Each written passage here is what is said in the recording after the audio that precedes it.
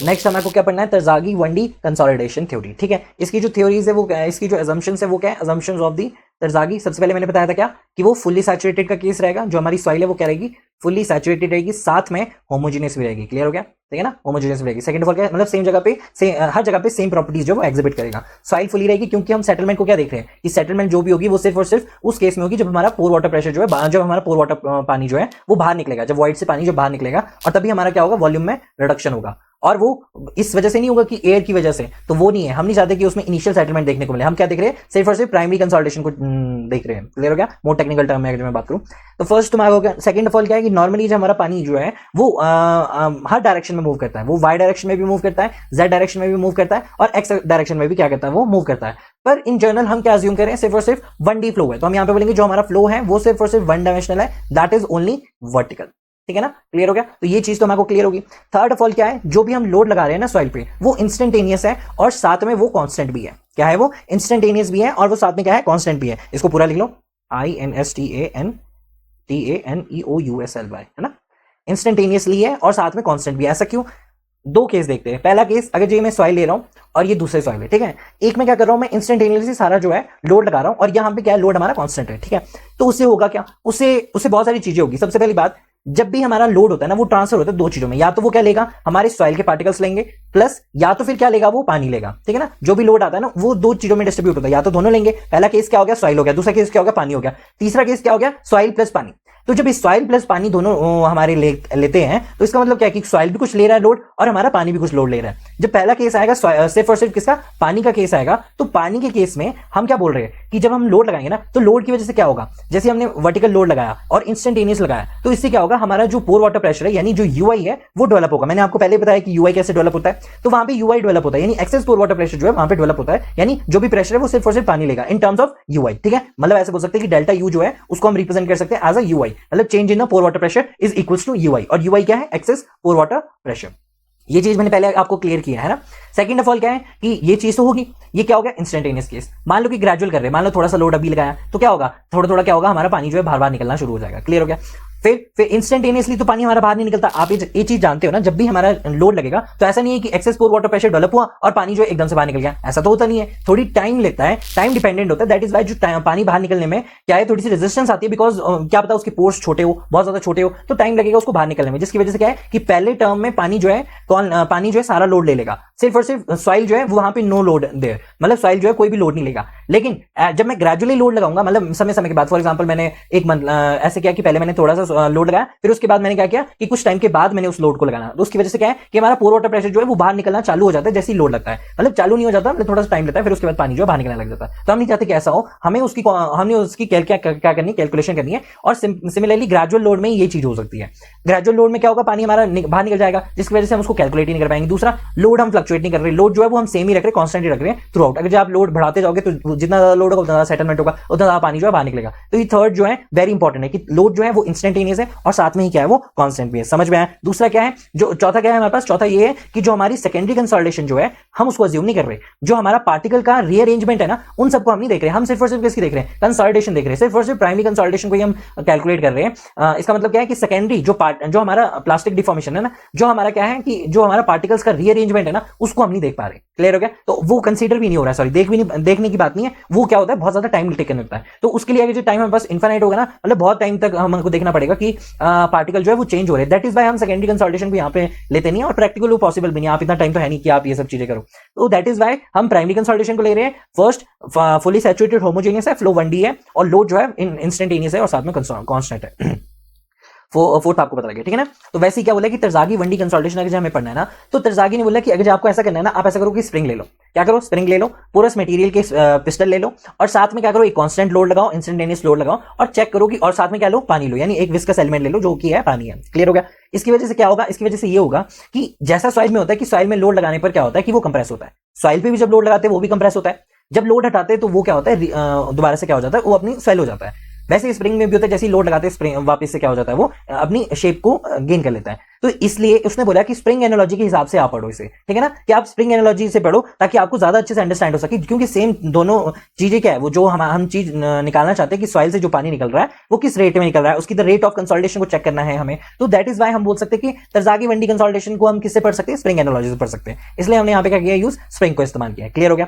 तो यहाँ पे सबसे पहली बात यहाँ पे क्या है कि there is a load over there, ठीक है, इंस्टेंट लोड है, बीच में क्या है, यहाँ पे पिस्टन है, क्या है बीच में, these are the piston, these are the piston, ठीक है, ये क्या है, दीज आर द पिस्टन्स, और ये जो आपको ऐसे ऐसे दिख रहा है ना, ये क्या है, स्प्रिंग है, ठीक है, आपको पता लग गया होगा। और क्या है, यहाँ पे पानी भर दिया है, और ये जो हमारे पिस्टन्स हैं ये क्या है, परफोलेटेड है, यानी पानी जो है आसपास क्या कर सकता है, जा सकता है। तीसरा इंपॉर्टेंट पॉइंट की जो परमेबिलिटी है वो सेम है ना, परमेबिलिटी क्या है, सेम है। नाउ माय क्वेश्चन इज कि अभी जब हमने यहाँ पे देखा, अब हमें चेक करना है, तो हम क्या करते हैं, यहाँ पे पीजोमीटर लगाते हैं, 1 2 3 3 पीजोमीटर लगा दिया हर एक पॉइंट पे, ठीक है, 3 लेयर्स में, तो तीनों में हमने क्या कर दिया, पीजोमीटर लगा दिया। अब मुझे बताओ कि क्या इस पीजोमीटर में कोई रेस देखने को मिलेगा इनिशियल पॉइंट पे, अभी हमने कोई लोड नहीं लगाया, तो क्या यहाँ पे कोई भी रेस देखने को मिलेगा, अभी हमने कोई भी लोड नहीं लगाया, ऐसा अज्यूम करो आप, तो डेफिनेटली यहाँ पे क्या होगा, कुछ ना कुछ रेस जो है आपको देखने को मिलेगा। जैसे आप क्या करोगे, यहाँ पे जैसे आप यहाँ पे पीजोमीटर लगाओगे, तो आपको पता है कि बिकॉज जैसे बाल्टी है तो बाल्टी में पानी है, तो एक पीजोमीटर में तो रेज करेगा, वो उसको क्या बोलते हैं, हाइड्रोस्टैटिक प्रेशर बोलते हैं। तो जितना यहाँ पे है ना, उतना ही हमारा क्या होगा, पीजोमीटर में रेज होगा। ये चीज तो आपको क्लियर है ना, जिस तरह से मैंने बताया। तो इस तरह से रेज हमारे को, एक हाइड्रोस्टैटिक प्रेशर जो है वो हर एक चीज में दिखता है, वो तो सॉइल में अभी भी प्रेजेंट है। मान लो कि बाहर बारिश हुई है, सॉइल सैचुरेटेड है, आप पीजोमीटर लगाओगे आपको पता लग जाएगा कि कितना रेज है वहां पे, है ना। तो पीजोमीटर जो जनरल हाइड्रोस्टैटिक प्रेशर होता है उस चीज को तो वो शो करता ही है, ठीक है ना। इसको मैंने यहाँ पे दिखा दिया है, इस तरह से वो शो कर रहा है। क्लियर हो गया। अब जो स्प्रिंग है वो तो आपको पता ही है कि वो क्या दिखा रही है, हमारे सॉइल स्केलेटन को रिप्रेजेंट कर रही है ना, सॉइल स्केलेटन को रिप्रेजेंट कर रही है ना। ये जो भी सॉइल स्केलेटन की इलास्टिक स्टिफनेस है, जैसे जैसे हम इफेक्टिव स्ट्रेस बढ़ा रहे हैं वो क्या हो रही है, कंप्रेस हो रही है। तो ये चीज तो आपको पता है कि स्प्रिंग ये चीज दिखा रही है। दूसरा, हमारा जो वाटर है वो क्या, विस्कस एलिमेंट है। दूसरा इंपॉर्टेंट पॉइंट है कि जो हमारा विस्कस एलिमेंट है ना, या फिर हम डैशबोर्ड की बात करें, तो हम जानते हैं कि जैसे ही हम इस पे लोड लगाएंगे ना, जैसे हम इस पे क्या, डैशबोर्ड का मतलब क्या है, डैशबोर्ड का मतलब है जैसे ही हम वाटर पे भार लगाएंगे ना, यानी लोड लगाएंगे, तो पानी जो है निकलने में थोड़ा सा क्या लेता है, टाइम लेता है। तो ये चीज तो आपको मालूम है कि पानी जो है धीरे धीरे पानी बाहर निकलेगा अंटिल अनलेस अगर जो वहां पे परफोलेटेड चीज हो। फॉर एग्जांपल जैसे यहाँ पे हमने क्या की, छोटे छोटे क्या कर दिया, यहाँ पे होल कर दी, जिनकी वजह से पानी जो परमिट कर सकता है। क्लियर हो गया। दूसरा, पानी किस तरह से परमिट करेगा, the rate of the pore water pressure expelling out, वो डिपेंड करता है बहुत सारी चीजों पर, जैसे कि इनकी वॉइड्स, अगर यहाँ पे मान लो कि यहाँ पे बहुत बड़े बड़े वॉइड्स है तो पानी क्या जल्दी निकलेगा, है ना। और वैसे अगर जो बहुत ही छोटे छोटे तो पानी क्या निकलेगा, बहुत ही स्लो लेवल पे निकलेगा। क्लियर हो गया, है ना। तो जनरल ये जो जनरल बात हुई, ये सब तो आपको समझ में आ गई कि स्प्रिंग क्यों यूज किया है, स्प्रिंग एनालॉजी हम क्यों पढ़ रहे हैं। हम अगर जो पीजोमीटर लगाएंगे तो थोड़ा सा राइज तो पानी में पहले से ही होगा, वो क्या होता है, वो जनरल हाइड्रोस्टैटिक प्रेशर होता है। इसको क्या बोल सकते हैं, it is the general hydrostatic pressure, है राइट। ये क्या है, it is the hydrostatic pressure, ठीक है ना। ये चीज तो क्लियर होगी। अब मान लो कि एट टाइम, अभी हमने बात की एट टाइम टी, मान लेते हैं क्या है हमारे पास एट टाइम टी 0 पे, ठीक है ना। एट टाइम टी 0 पे हमको ये चीज मिली है, एट टाइम टी 0 पे हमने ये चीज मिली है। मान लो कि एट टाइम टी 1 पे हमने क्या किया कि एट टाइम टी 1 पे हमने यहाँ पे लोड लगाना चालू किया, ठीक है। तो हमने एकदम से हम यहाँ पे लोड लगा दिया। अब जब हमने लोड लगा दिया ना, तो यहाँ पे होगा क्या, बताओ, क्या ये लोड की वजह से ये स्प्रिंग सेटल करेगी T1 पे। जैसे ही मैंने लोड लगाया तो क्या ये स्प्रिंग जो है वो सेटल करेगी, डेफिनेटली नॉट। जो हमारी स्प्रिंग है वो उस टाइम पे सेटल नहीं करेगी। क्यों, क्योंकि पहली बात तो जो पानी है वो बाहर निकलने में टाइम लेता है। दूसरा, यहाँ पे अगर जो परफोलेटेड ना हो, अगर यहाँ पे कोई भी छेद ना हो यहाँ पे, तो पानी बाहर ही निकलेगा। अगर पानी बाहर ही नहीं निकलेगा और पानी इनकम्प्रेसिबल भी नहीं है, तो क्या वहां पे मुझे कोई चेंज देखने को मिलेगा, नहीं देखने को मिलेगा। ये चीज आपको मैंने पहले से ही क्लियर की है, तो आपको ज्यादा डिफिकल्टी नहीं होगी। पर मैं बोल रहा हूं कि एट टाइम T1 पे जब आपने लोड लगाया है, T1 कौन सा है, जब आपने क्या लगाया, लोड अप्लाई किया, ठीक है, इंस्टेंटेनियसली भी है और कांस्टेंट भी है। तो आपको क्या करना पड़ेगा, आपको सबसे पहली बात, जो ये लोड होगा इसकी वजह से क्या है कि स्प्रिंग में कोई भी क्या नहीं होगा, चेंज नहीं होगा। There is no force transfer in a spring. क्यों, K इंटू एक्स।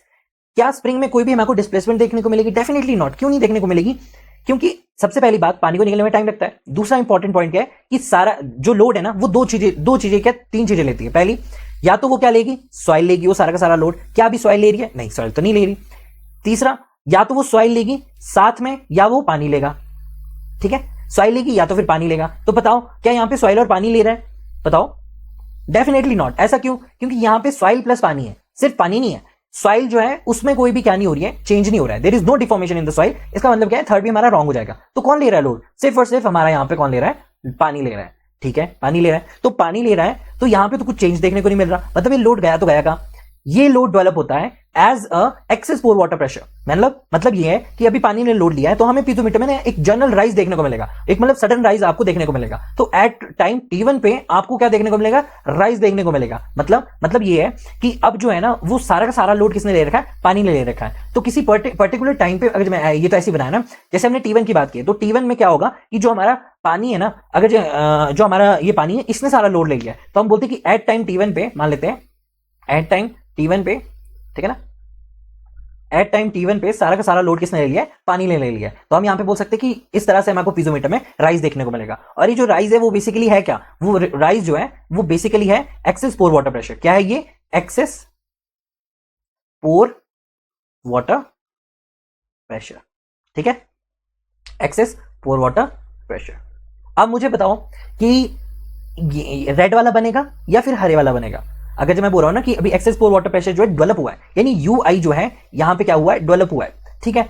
अभी लोड लगा है, मतलब सिचुएशन ऐसे समझो कि अभी सीन क्या है कि लोड लगा है और एक्सेस पोर वाटर प्रेशर जो है हमें पीजोमीटर में देखने को मिलेगा। तो बताओ हरा वाला दिखेगा या रेड वाला दिखेगा, डेफिनेटली कौन सा दिखेगा, हरे वाला दिखेगा। हरे में बनाया ना मैंने, रेड वाला नहीं दिखेगा। क्यों, ऐसा क्यों होगा, क्या यहां पे अभी कोई पानी बाहर निकला है एट टाइम T1 पे, जस्ट मैंने लोड लगाया, तो जस्ट जब मैंने लोड लगाया तो क्या पानी बाहर निकलेगा, डेफिनेटली नॉट। एक हाइड्रोस्टैटिक लैग जो है, हाइड्रोडायनेमिक जो लैग है उसकी वजह से क्या है, हमारा जो पानी है, हाइड्रो मतलब पानी, डायनेमिक मतलब मोशन, और लैग क्या होता है, टाइम होता है।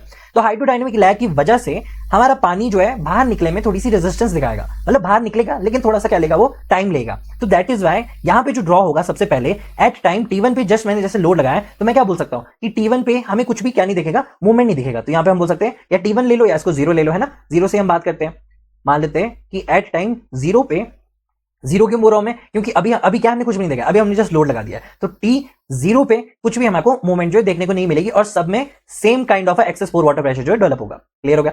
मान लेते हैं कि टाइम T1 में थोड़ा सा क्या हुआ, एज टाइम पासेस, टाइम क्या हुआ है हमारा, पास हुआ है।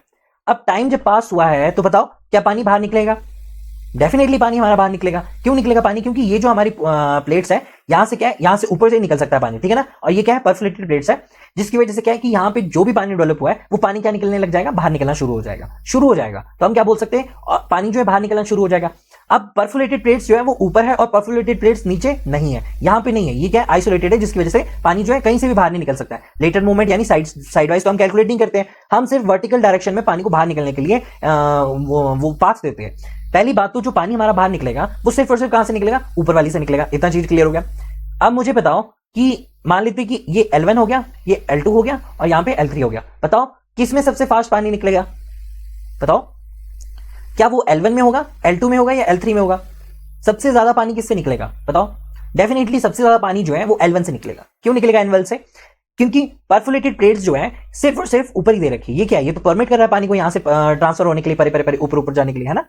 सिर्फ और सिर्फ पानी जो है हमारा ऊपर से निकल सकता है और सबसे पास कौन सा है, L1 है। तो L1 से पानी क्या है, जल्दी निकलना शुरू हो जाएगा। फिर उसके बाद कितना टाइम लेगा, L2 में थोड़ा सा और टाइम लेगा और L3 में क्या लेगा, सबसे ज्यादा टाइम लेगा। क्यों, क्योंकि जो हमारी length of the drainage path है, यानी हमारा जो पानी निकलने की जो सबसे ज्यादा डिस्टेंस कवर करनी है वो किसको करनी है, L3 को करनी है। तो L3 को सबसे ज्यादा डिस्टेंस कवर अप करनी पड़ेगी, L2 को फिर दूसरे स्थान पे आएगा और L3 जो है वो सबसे लास्ट स्थान पे आएगा। दैट इज वाई सबसे ज्यादा पानी किससे निकलेगा, L1 से निकलेगा। तो सबसे लोएस्ट क्या बनाई है मैंने, L1 बनाई है। तो एट टाइम T1 पे सबसे लोएस्ट यहां पे बनाई है, L2 पे थोड़ा सा मीडियम, तो यहां पे हो गया T2 पे, है ना। जो चीज मैंने आपको बताई कि T2 क्यों निकलेगा सेकंड से, फिर निकलेगा हमारा थर्ड से, यानी थर्ड वाला ये बनेगा। क्लियर हो गया। तो अगर जब मैं इसको यहां पे कर्व बना दूं, क्या कर दूं, इसको मैं यहां पे ऐसे कर्व जैसे ड्रॉ कर दूं कि एट टाइम T1 पे इस तरह से कर्व मैं बना दिया, ठीक है, पीजोमीटर में। अब ऐसे ऐसे क्या होगा, जैसे जैसे टाइम बीतता जाएगा वैसे यहाँ पे T2 भी बन जाएगा, ठीक है ना। फिर इसके बाद पानी निकलेगा, फिर इसके बाद पानी निकलेगा, फिर इसके बाद पानी निकलेगा। वैसे ही मैं क्या बनाऊंगा, एक और कर्व बना दूंगा, ठीक है ना। आपको कॉन्सेप्ट तो क्लियर हो गया ना कि पानी किस तरह से मूव करेगा, कहां से निकलेगा, क्यों निकलेगा 2 से ज्यादा या 3 से ज्यादा क्यों निकलेगा, 1 से ज्यादा क्यों निकलेगा, ये चीज आपको क्लियर होनी चाहिए। उसके बाद इस तरह से हमारे क्या बन रहे हैं, ऐसे कर्व्स बन रहे हैं। अब जब मैं इन कर्व्स को बना रहा हूं तो these curves being known as isochromes, क्या बोलते हैं इनको, आइसोक्रोम्स। क्या बोलते हैं इनको, आइसोक्रोम्स। आइसो का जनरल मतलब ही क्या होता है, सेम। कहीं पे भी आया आइसो बार्स, आइसो दिस, तो आइसो मीन्स टू से सेम, क्रोम्स मीन्स टू से द क्रोनोलॉजी। क्रोनोलॉजी मतलब टाइम बोल रहा है कि सेम टाइम, सेम टाइम पे, फॉर एग्जांपल T1 T2 या फिर T3 पे देखोगे तो सेम टाइम पे आपको डिफरेंट पीजोमीटर्स हाइट्स देखने को मिलेगी, ठीक है। जैसे कि फर्स्ट में L1 में आपको ये देखने को मिलेगी, L2 में आपको ये देखने को मिलेगी और L3 में आपको ये देखने को मिलेगी। तो ये कब देखने को मिलेगी, जब T1 पे है। तो T1 पे क्या होगा, एक तो यहाँ पे दिखेगी, यहाँ पे दिखेगी और यहाँ पे दिखेगी। ये किस में देख रहे हैं हम? L1 L2 L3 कॉम्बिनेशन में देख रहे हैं, सिर्फ और सिर्फ कौन से टाइम में? T1 टाइम पे देख रहे हैं। क्लियर हो गया इतना? और ये है क्या? एक्सेस पोर वाटर प्रेशर है। क्लियर हो गया? ठीक है, तो इतना समझ में आ गया। तीसरा इंपॉर्टेंट पॉइंट क्या है कि length of the drainage path. सबसे ज्यादा लेंथ किसको कवर अप करना पड़ेगा? L3 को करना पड़ेगा, फिर उसके बाद L2 को करना पड़ेगा और फिर उसके बाद L1 को करना पड़ेगा। क्यों है लेंथ ऑफ ड्रेनेज इतनी ज्यादा थर्ड के लिए? क्योंकि हमारी एक ही परफोरेटेड प्लेट्स है जो पानी जो है ऊपर से परमिट कर रही है, ठीक है ना। नीचे से अगर जो परमिट करती तो हमारा क्या होता? थोड़ा सा टाइम जो है वेरी करता और सबसे ज्यादा टाइम किसको लगता? फिर L2 को लगता। क्यों? क्योंकि उसके लिए जो लेंथ ऑफ ड्रेनेज पाथ है वो ज्यादा बड़ा हो जाता। ये चीजें क्लियर होगी तो तीन चार कॉन्सेप्ट जो है इसमें पता लग गया आपको, ठीक है ना। तजागी फर्स्ट डी कंसोलिडेशन में फर्स्ट डी क्यों होता है? हाइड्रोलिक लैग क्या हो गया? स्प्रिंग क्यों लिया है? L1 L2 L3 किससे ज्यादा जल्दी टाइम निकलेगा? T1 T2 T3 क्या है? आइसोक्रोम्स का क्या मतलब है? अब स्टार्टिंग में जब हम देखते हैं तो स्प्रिंग में कोई भी मूवमेंट नहीं होता है, तो मूवमेंट नहीं होता है तो कोई भी डिस्टेंस नहीं होती है, डिस्टेंस कवर नहीं होती है, तो x क्या होता है उस केस में? जीरो होता है। यानी जो भी फोर्स है वो जीरो है इन the spring, force in the spring is the zero. Clear हो गया? इसीलिए क्या है कि हमारा सॉइल भी है जीरो है और पानी जो है वो तो ज्यादा ले ही रहा है, इसलिए थर्ड वाला जो है हमारा राइट नहीं होगा, सिर्फ और सिर्फ पानी जो है सही होगा। दोनों ने ले रहे हैं उस पॉइंट पे। कौन ले रहा है सारा का सारा फोर्स ले रहा है? पानी।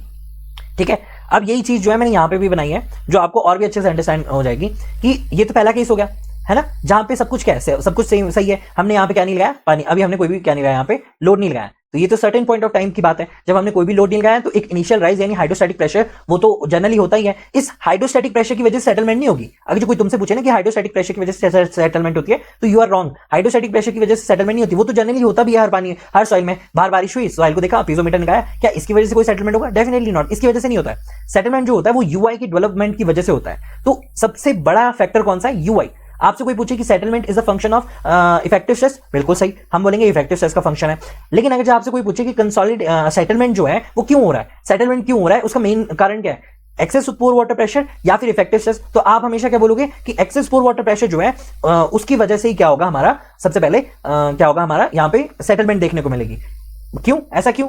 पानी बाहर नहीं निकला। मान लो कि यहाँ पे जो हमारी ऊपर की प्लेट है परफोरेटेड नहीं है, अगर जो पानी बाहर नहीं निकलेगा तो बताओ क्या सेटलमेंट होगी? सारा का सारा पानी कौन लेगा? एक्सेस पोर वाटर प्रेशर लेगा। जब तक कि पानी हमारा बाहर निकलेगा ना तभी हमारी सेटलमेंट होगी। तो इंपॉर्टेंट है कि सेटलमेंट तभी होगी जब हमारा पानी जो है बाहर निकलेगा। क्लियर हो गया? सबसे बेसिक पॉइंट है और सबसे ज्यादा इंपॉर्टेंट पॉइंट है। कई बार ये ऐसे में क्वेश्चन पूछ लेगा ऐसे आपसे कि बताओ कि भाई सेटलमेंट का मेन रीजन क्या है, तो आपको पता है कि पानी बाहर निकलेगा तभी हमारी सेटलमेंट होगी। ठीक है, हाइड्रोस्टैटिक प्रेशर की वजह से नहीं, एक्सेस पोर वाटर प्रेशर की वजह से। और यूआई क्या है? यूआई जो है वो है change in the pore water pressure, जिसको क्या बोलते हैं? Excess pore water pressure.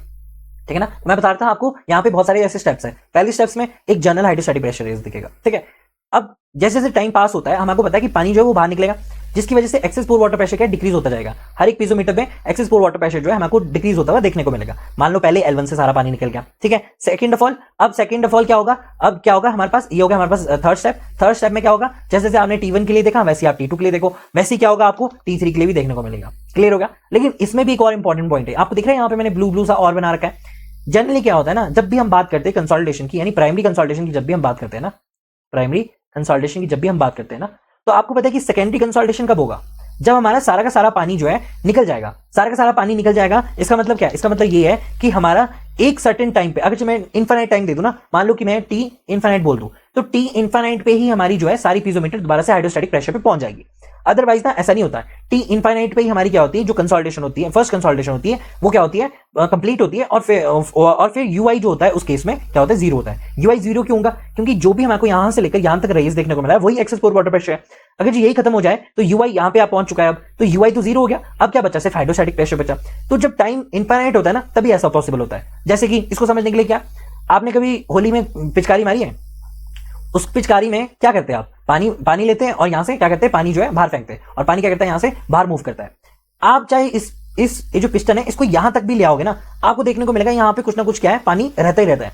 तो जब तक कि क्यों ऐसा क्यों होता है? पानी रहता ही रहता क्यों है? बिकॉज इस पॉइंट पे ना पानी की ना इतनी ज्यादा एनर्जी नहीं होती है कि ग्रेविटी की वजह से वो क्या करे? मूव कर सके। सो दैट इज वाई आपको ये जानना इंपॉर्टेंट है कि जो हमारी यूआई जब तक हमारा 100% कब होगा? वो यूआई 100% होता है टाइम जब इनफाइनाइट होगा ना तभी वो 100% होगा। जो 90% कंसोलिडेशन है ना वो इस प्रोसेस में कंप्लीट हो जाती है, बाकी की जो 10% है ना वो रिमेन हो जाती है एट टी इनफाइनाइट पे। तो समझ में आया? टी इनफाइनाइट मींस टू से मैं बहुत टाइम दे रहा हूं, बहुत ज्यादा टाइम दे रहा हूं कि भाई पानी निकलता रहे तब जाके हमें यूआई जीरो दिखता है। अदरवाइज 90% जो है वो कंप्लीट होता है। समझ में आया आपको? और बचेगा क्या? सिर्फ हाइड्रोस्टैटिक प्रेशर ही बचेगा। हाइड्रोस्टैटिक प्रेशर को ना न्यूट्रल प्रेशर भी बोलते हैं, बिकॉज इसकी वजह से कोई भी सेटलमेंट आपको नहीं देखने को मिलेगा। ठीक है, अब इसकी देखते हैं कि सबसे पहले हमने क्या किया? लोड किया। ये चीज आपको क्लियर होगी किस तरह से हमने यहाँ पे किया? पिचकारी वाला पता लग गया एग्जांपल। हमने सबसे पहले क्या किया? लोड दिया, तो लोड जो है वो किस में कैलकुलेट करते हैं हम? डेफिनेटली जो हमने लोड दिया हम टोटल स्ट्रेस में कैलकुलेट करेंगे। क्यों? क्योंकि टोटल स्ट्रेस में हमको सॉइल का भी पता लग जाएगा और साथ में पानी की बात भी हो जाएगी। तो टोटल स्ट्रेस में ही बात करनी। क्यों? क्योंकि जो टोटल स्ट्रेस होता है वो किसके बराबर होता है? टोटल स्ट्रेस जो होता है सॉइल की जो भी पार्टिकल होते हैं, अगर जब वो लोड लेते हैं तो उसको क्या बोलते हैं? इफेक्टिव स्ट्रेस बोलते हैं। पानी जब हमारा लेता है तो उसको हम पोर वाटर प्रेशर बोलते हैं। तो टोटल स्ट्रेस क्या हो गया? Total stress will be the effective stress, साथ में हमारा पानी, है ना, पानी। अब जब टोटल स्ट्रेस में चेंज आया, यानी अभी हमने टोटल स्ट्रेस को क्या देखा? ऐसे देखा, है ना, इस फॉर्म में देखा। अब जब टोटल स्ट्रेस में कुछ ना कुछ चेंज आएगा, मान लेते हैं कि डेल्टा टोटल स्ट्रेस जो है दैट इज इक्वल टू, उसकी वजह से क्या होगा? हमारा इफेक्टिव स्ट्रेस में चेंज आएगा, है ना, और उसकी वजह से क्या होगा? हमारा पोर वाटर प्रेशर में भी क्या आएगा? चेंज आएगा। अगर मैं change in pore water pressure को क्या बोल दूं? एज अ यूआई से रिप्रेजेंट कर दूं तो कोई प्रॉब्लम नहीं। और यूआई क्या है यहां पे? It is the access pore water pressure, access pore water pressure. कोई दिक्कत? कोई दिक्कत तो नहीं यहां पे। तो हम इसको चेंज इन यू को एज अ यूआई से रिप्रेजेंट कर रहे हैं। ठीक है, समझ में आया? अच्छा, ये चीज तो आपको क्लियर हो गई। यहां पे इसके ऊपर हम क्या लिखते हैं? The application of the total load. क्या बोल रहे हैं हम? The application of total stress, है ना, जो भी टोटल स्ट्रेस है वो हम यहां पे देख रहे हैं। तो टोटल स्ट्रेस क्या हो गया? एक तो पानी की वजह से और ऊपर से क्या हो गया? हमारा इफेक्टिव स्ट्रेस की वजह से। क्लियर हो गया? अब हम ना बहुत सारी टाइम की बात करते हैं, जैसे कि मान लो कि एट टाइम जब जीरो था, है ना, जब एट टाइम जीरो था, तो उस केस में जो हमारा स्प्रिंग में चेंज, जो हमारे स्प्रिंग में चेंज थे वो कितने थे? बताओ। जब टाइम जीरो था, अभी जब टाइम हमारा जीरो था, मतलब टाइम जीरो पे क्या किया हमने? जस्ट लोड लगाया। तो जस्ट लोड लगाने के बाद आप मुझे बताओ कि स्प्रिंग में कोई चेंज था? नहीं था।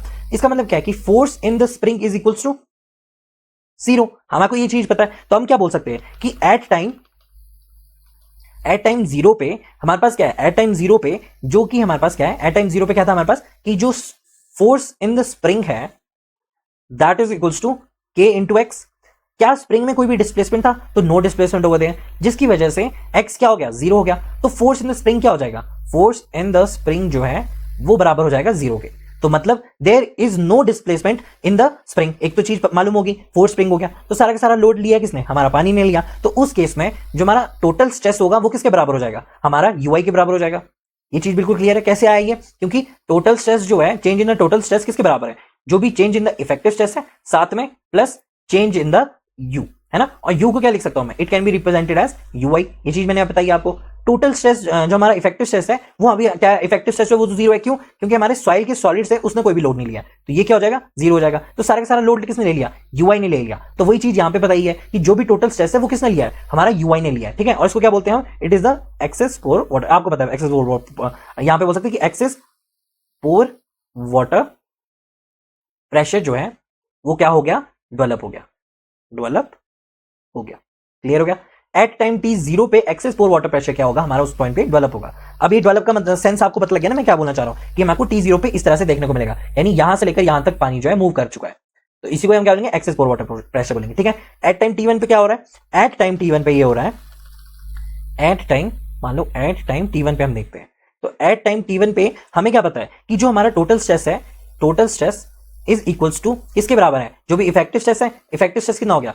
चेंज द इफेक्टिव स्ट्रेस हो गया, साथ में क्या हो गया हमारे पास? द पोर वाटर प्रेशर, जिसको मैं यूआई से रिप्रेजेंट करता हूं। क्लियर हो गया? तो सर्टेन पॉइंट ऑफ टाइम के बाद हमें क्या पता है कि पानी एक हाइड्रोस्टैटिक लैग के बाद क्या होगा? पानी बाहर निकलना शुरू होगा। पानी अगर जब बाहर निकलना शुरू होगा तो हम क्या बोल सकते हैं? पानी बाहर निकल रहा है। और यहां पे देखोगे तो आपको क्या पता लग रहा है कि यूआई जो है वो डिक्रीज हो रहा है, यहां से लेकर यहां तक डिक्रीज हो रहा है, यहां से लेकर यहां तक डिक्रीज हो रहा है, और यहां से लेकर यहां तक डिक्रीज हो रहा है। तो हम क्या बोल सकते हैं कि यहां पे यूआई जो है वो डिक्रीज हो रहा है। यूआई क्या हो रहा है? यहां पे डिक्रीज हो रहा है। हम बोल सकते हैं कि यूआई यहां पे डिक्रीज हो रहा है। यूआई अगर जी डिक्रीज हो रहा है तो सारा का सारा जो भी प्रेशर, जो भी लोड है वो कहां ट्रांसफर हो रहा है? वो लोड ट्रांसफर हो रहा है हमारे स्प्रिंग में। हो रहा है कि नहीं? जो भी लोड इसने लिया था अब वो लोड जो है स्प्रिंग में ट्रांसफर है, जिसकी वजह से हम बोल सकते हैं कि इफेक्टिव स्ट्रेस जो है वहां पे इंक्रीज कर रहा है। इंक्रीज कर रहा है मतलब क्या? मतलब स्प्रिंग जो है हमारी थोड़ी सी दब रही है। अगर हमारी स्प्रिंग में थोड़ी सी डिस्प्लेसमेंट हो रही है तो फोर्स इन स्प्रिंग क्या हो जाएगा? के इंटू एक्स हो जाएगा, है ना। अब के क्या है? K where K is not equal to zero. K कुछ ना कुछ मूवमेंट तो दिखाएगा, जिसकी वजह से एफ स्प्रिंग जो है वो के एक्स हो जाएगा। क्लियर हो गया? तो इफेक्टिव स्ट्रेस जो है हमारा वो इंक्रीज हो रहा है। अब मान लेते हैं कि एट टाइम टी इनफाइनाइट पे अगर मैं देखूं तो टोटल स्ट्रेस क्या हो जाएगा? Total stress will be equals to change in the effective stress plus pore water pressure, यानी एक्सेस पोर वाटर प्रेशर। अब जब टाइम इनफाइनाइट हो जाएगा ना, तो उस केस में यहां पे देखोगे तो आपको पता है कि हमारा जो पानी था वो दोबारा से क्या हो गया? हाइड्रोस्टैटिक प्रेशर में चेंज हो गया, यानी वो पूरा जहां पे था पहले वहीं पे पहुंच चुका है, यानी टी इनफाइनाइट पे ये यहां पे पहुंच चुका है। जिसकी वजह से मैं क्या बोल सकता हूं, क्या यहाँ पे कोई आई यू आई है? नहीं है, तो यू आई तो है ही नहीं, तो हम बोल सकते हैं कि यहाँ पे जो हमारा यू आई है वो किसके बराबर हो जाएगा, यू आई जो है उस टाइम पे वो हो जाएगा 0 के बराबर। कब? जब हमारा टी जो है इनफाइनाइट है। क्लियर हो गया? इसका मतलब क्या है कि 100% कंसोलिडेशन हैज बीन डन। तो हम जानते हैं कि सारा का सारा जितना भी स्ट्रेस है वो कौन ले रहा होगा, सॉइल के पार्टिकल्स ले रहे होंगे। तो यहाँ पे फर्स्ट कंसोलिडेशन जो है, प्राइमरी कंसोलिडेशन जो है वो कंप्लीट हो जाएगी। वी नो कि प्राइमरी कंसोलिडेशन क्या हो जाएगी, यहाँ पे कंप्लीट हो जाएगी। क्लियर हो गया? जाए, ठीक है। फिर प्राइमरी कंसोलिडेशन हो जाएगी, फिर उसके बाद क्या होगी, हमारी सेकेंडरी कंसोलिडेशन शुरू होगी। अब जो सेकेंडरी कंसोलिडेशन है ना, उसमें क्या है, उसमें क्या है कि जो भी हमारा पार्टिकल्स की रीअरेंजमेंट है वो बहुत ज्यादा टाइम लेती है। उतना टाइम हमारे पास है नहीं, तो हम बोल सकते हैं कि इसलिए हम इसको क्या करते हैं, यहाँ पे इग्नोर करते हैं। वो इंक्लूड ही नहीं है किसमें, दरजागी में वो इंक्लूडेड नहीं है। लेकिन आपको बेसिक चीज तो पता चल गई। दूसरा इंपॉर्टेंट पॉइंट, आपको आइसोक्रोम्स बोला था, तो आइसोक्रोम्स की डेफिनेशन क्या है? आइसोक्रोम्स क्या होता है? जो रिप्रेजेंट करता है हमारे को, रिप्रेजेंट क्या करता है हमारे को, जो भी हमारा पोर वाटर प्रेशर है एट डिफरेंट डेप्थ्स। क्लियर हो गया? क्या आइसोक्रोम्स क्या दिखा रहा है हमारे को, pore water pressure at different depths कौन दिखा रहा है, आइसोक्रोम्स दिखा रहे हैं। समझ में आया? ठीक है, ये दोनों चीजें समझ में आई आपको। दूसरा क्या है कि जो हमारी 90% कंसोलिडेशन जो है ना, 90 जो हम बोले कि लास्ट में जो 90% हमारा जो पानी है वो डिसिपेट हो जाता है, ठीक है ना, डिसिपेट हो जाता है। पर जो लास्ट का 10% बचता है ना, 10% में रिलेटिवली जो टाइम है वो बहुत ज्यादा लगता है ना, रिलेटिवली जो टाइम है वो बहुत ज्यादा लगता है, वो बहुत, ठीक है ना, बहुत ज्यादा लगता है। क्यों? बिकॉज जो 10% पानी है ना, उसके पास जो एनर्जी है वो बहुत कम है। वो एनर्जी जो है वो इतनी नहीं होती कि ग्रेविटी के अगेंस्ट मूव कर सके, ग्रेविटी के अगेंस्ट मूव कर सके, ठीक है ना, अगेंस्ट मूव कर सके। तो ये चीज आपको पता है, दैट इज वाई मैंने यहाँ पे सब कुछ लिख दिया जो भी आपको नहीं पता था। आपको सारा चीज समझ में आ गई। तो 1D कंसोलिडेशन किस तरह से हो रहा है, स्प्रिंग एनालॉजी क्यों इस्तेमाल किया है, एट इनफिनिट टाइम में ही हमारे को UI 0 क्यों दिखेगा, बाकी चीजें क्यों नहीं दिख रही है हमारे को यहाँ पे। एक बार फिर से मैं डिस्कस कर लेता हूँ, एक बार फिर से मैं बता देता हूँ, अगर किसी ने नहीं सुना होगा या फिर किसी को नहीं समझ में आएगा तो उनको पता लग जाएगा। इनिशियली जो लोड है वो कौन लेगा, हमारा स्प्रिंग नहीं लेगा, कौन लेगा, सिर्फ और सिर्फ पानी लेगा। बाद में कौन लेगा, हमारा दैट इज द स्प्रिंग, ठीक है। जैसे जैसे पानी बाहर निकलता जाएगा वैसे वैसे लोड क्या होगा, ट्रांसफर होगा और पिस्टन मूव करेंगे नीचे की तरफ, जिसकी वजह से लोड कहां को ट्रांसफर होगा, सॉइल के स्केलेटन पे, मींस टू से जो रिप्रेजेंट कर रहा है स्प्रिंग। क्लियर हो गया? वैसे वैसे पानी बाहर निकलता जाएगा और वैसे ही हाइड्रोस्टैटिक प्रेशर जो है वो नीचे गिरता जाएगा, ठीक है ना, जो एक्सेस पोर वाटर प्रेशर यानी UI जो है वो गिरता जाएगा। उसी के बेसिस पे मैंने क्या बोला कि अगर जब मैं टोटल स्ट्रेस की बात करूं, तो जब मैं चेंज की बात करूंगा तो चेंज को मैं यू पोर वाटर प्रेशर को मैं UI से रिप्रेजेंट कर सकता हूं। किसी सर्टेन टाइम पे 0 होगा, displacement in the spring is 0 है, तो स्प्रिंग में फोर्स भी क्या होगा, 0 होगा। सेटलमेंट तब तक नहीं होगी जब तक कि हमारा पानी जो है बाहर नहीं निकलेगा, that is being known as, that is the first assumption कि फुल्ली सैचुरेटेड भी रहेगा और जो पानी है वो क्या होगा, बाहर निकलेगा। कंसोलिडेशन का मतलब ही वही होता है। क्लियर हो गया? कंप्रेसिबिलिटी और कंसोलिडेशन दोनों क्या है, डिफरेंट मेथड है, एक में एयर निकलता है, एक में पानी निकलता है। तो क्लियर हो गया ये सब कुछ। टाइम T1 पे इनिशियल टाइम जब हमारा 0 था तो उसमें कुछ और था, और जब हमारा इनफिनिट टाइम होगा तब जाके हम बोलेंगे कि पोर वाटर प्रेशर जो है 0 होगा। जनरली 90% कंसोलिडेशन इस प्रोसेस में कंप्लीट हो जाती है, रिलेटिव टाइम 10% में लगता है, क्योंकि उसके पास इतनी एनर्जी नहीं होती ताकि क्या है वो मूव ना कर सके अगेंस्ट द ग्रेविटी। क्लियर हो गया? सेकंड कंसोलिडेशन को इग्नोर करते हैं because it takes lots of time, ठीक है, और इसमें हम इसको तरजागी में इसको कंसीडर भी नहीं करते, यही उसकी फर्स्ट असम्पशन है। आइसोक्रोम्स रिप्रेजेंट करेगा डिफरेंट फिजिकल जो हमारा पोर वाटर प्रेशर है उसको एट अ डिफरेंट डेप्थ पे वो दिखाएगा, कौन, आइसोक्रोम्स दिखाएगा। सब कुछ क्लियर हो गया? तो आपको एक और चीज भी बताई थी कि अगर क्वेश्चन में आएगा कि इफेक्टिव, अब मैंने ये चीज बताई थी कि सेटलमेंट जो है because of the effective stress क्या करेगा, हमारा वहां पे इंक्रीज करेगा। ये चीज मैंने बताई है कि with the increase of the effective stress हमारा सेटलमेंट जो है या कंसोलिडेशन जो है वो देखने को मिलेगा।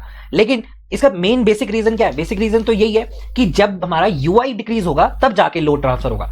UI अगर डिक्रीज नहीं होगा तब जाके हमारा लोड ट्रांसफर नहीं होगा। तो जरूरी है कि लोड ट्रांसफॉर्मेशन कब हो रहा होगा। क्वेश्चन में अगर जो आपको इफेक्टिव स्ट्रेस दिया होगा तो सिर्फ आप क्या करोगे, इफेक्टिव स्ट्रेस को क्लिक करोगे, ठीक है। अगर वो वहां पे पोर वाटर प्रेशर और साथ में इफेक्टिव स्ट्रेस भी दिख के आएगा तो आप इफेक्टिव स्ट्रेस को नहीं करोगे, किसको करोगे, एक्सेस पोर वाटर प्रेशर को ही क्या करोगे, टिक करोगे कि इसकी वजह से ही क्या हो रहा है, सेटलमेंट हो रही है। जब तक हमारा फोर्स ट्रांसफर नहीं होगा तब तक क्या नहीं होगा, इफेक्टिव स्ट्रेस डेवलप नहीं होगा, सॉरी पोर वाटर प्रेशर। और दूसरा क्या है कि एट टाइम 0 पे हमारा excess pore water pressure develop तो होगा लेकिन डिसिपेट आउट नहीं होगा, it will take some time, जिसको हम बोल देंगे हाइड्रोस्टैटिक लैग। क्लियर हो गया? ठीक है, हाइड्रोडायनेमिक लैग। समझ में आया आपको? ये सारी चीजें जो मैंने यहाँ पे बताई सबको कंपाइल कर दिया मैंने। आपको क्वेश्चन में किस तरह से आएगा वो भी इंपॉर्टेंट है, नहीं भी आएगा तब भी इंपॉर्टेंट है, ठीक है। समझ में आया सारी चीजें कि किस तरह से हो रहा है, लास्ट पानी क्यों नहीं निकल रहा है, सॉइल को किस तरह से, और तरजागी क्या है, ठीक है। समझ में आया?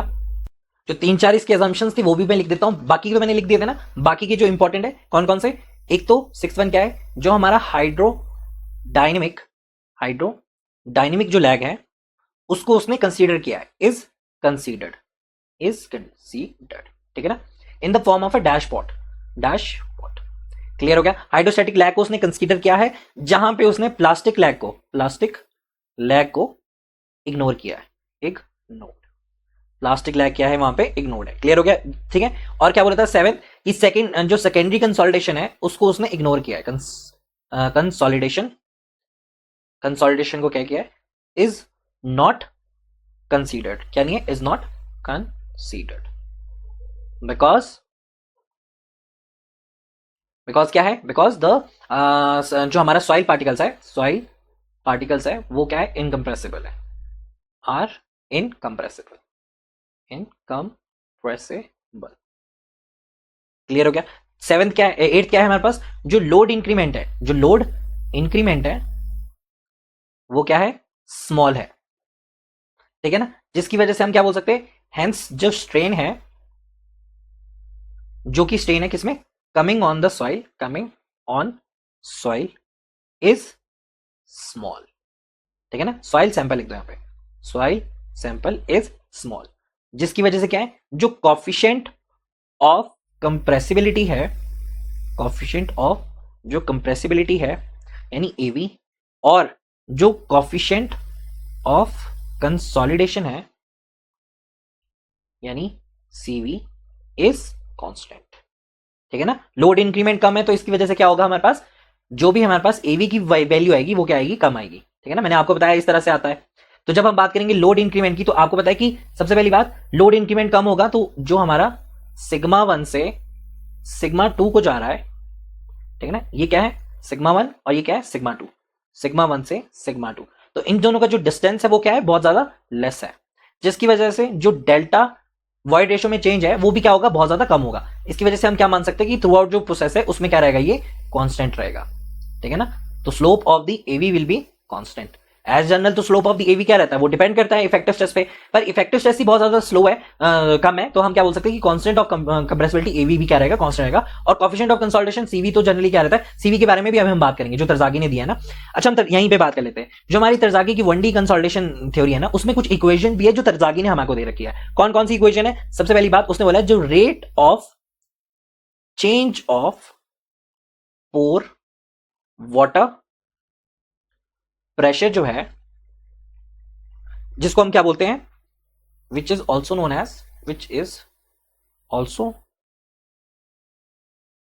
एज क्या बोल सकते हैं उसको, that is being known as a rate of consolidation, तो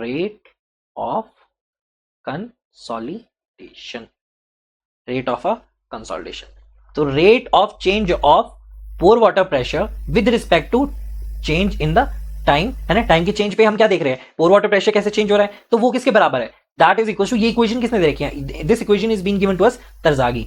तो तरजागी जी ने हमें ये इक्वेशन जो है दे रखी है। तो तरजागी 1D कंसोलिडेशन जो इक्वेशन है तरजागी जी ने दे रखी, वो क्या दे रखी है, that is equal to CV multiply by del square U divided by del Z square. Clear हो गया। तो ये इक्वेशन जो है वो किसने दे रखी है, मेरे को तरजागी जी ने दे रखी है, ठीक है ना। इक्वेशन जहां पे CV क्या है, CV is coefficient of consolidation,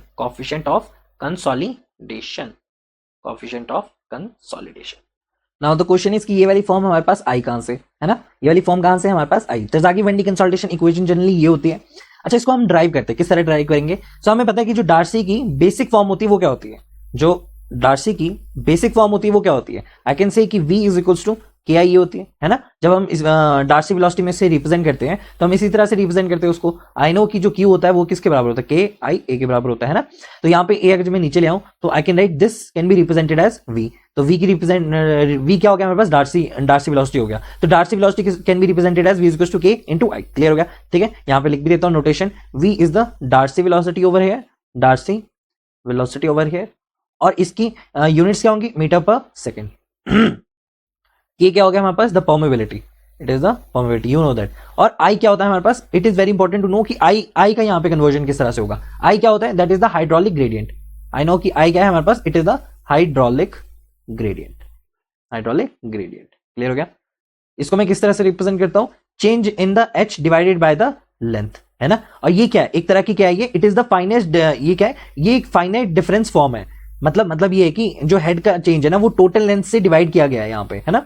तो हमारे को क्या है, कंसोलिडेशन में हमें क्या निकालना पड़ेगा, अभी हम बात किसी करें, कंसोलिडेशन में बात करें तो कंसोलिडेशन थ्योरी में ना जो हेड है, जो हमारा हेड है, या फिर क्या है, या फिर जो हमारा पोर प्रेशर है, जो हमारा क्या है पोर प्रेशर है, वो ना दो चीजों के साथ चेंज हो रहा है। पहली बात तो अगर मैं एक स्मॉल एलिमेंट दूं, ठीक है ना, मान लो अगर मैं स्मॉल एलिमेंट ले रहा हूं तो हम क्या जानते हैं, जो हमारा हेड है ना दो चीजों से चेंज हो रहा है।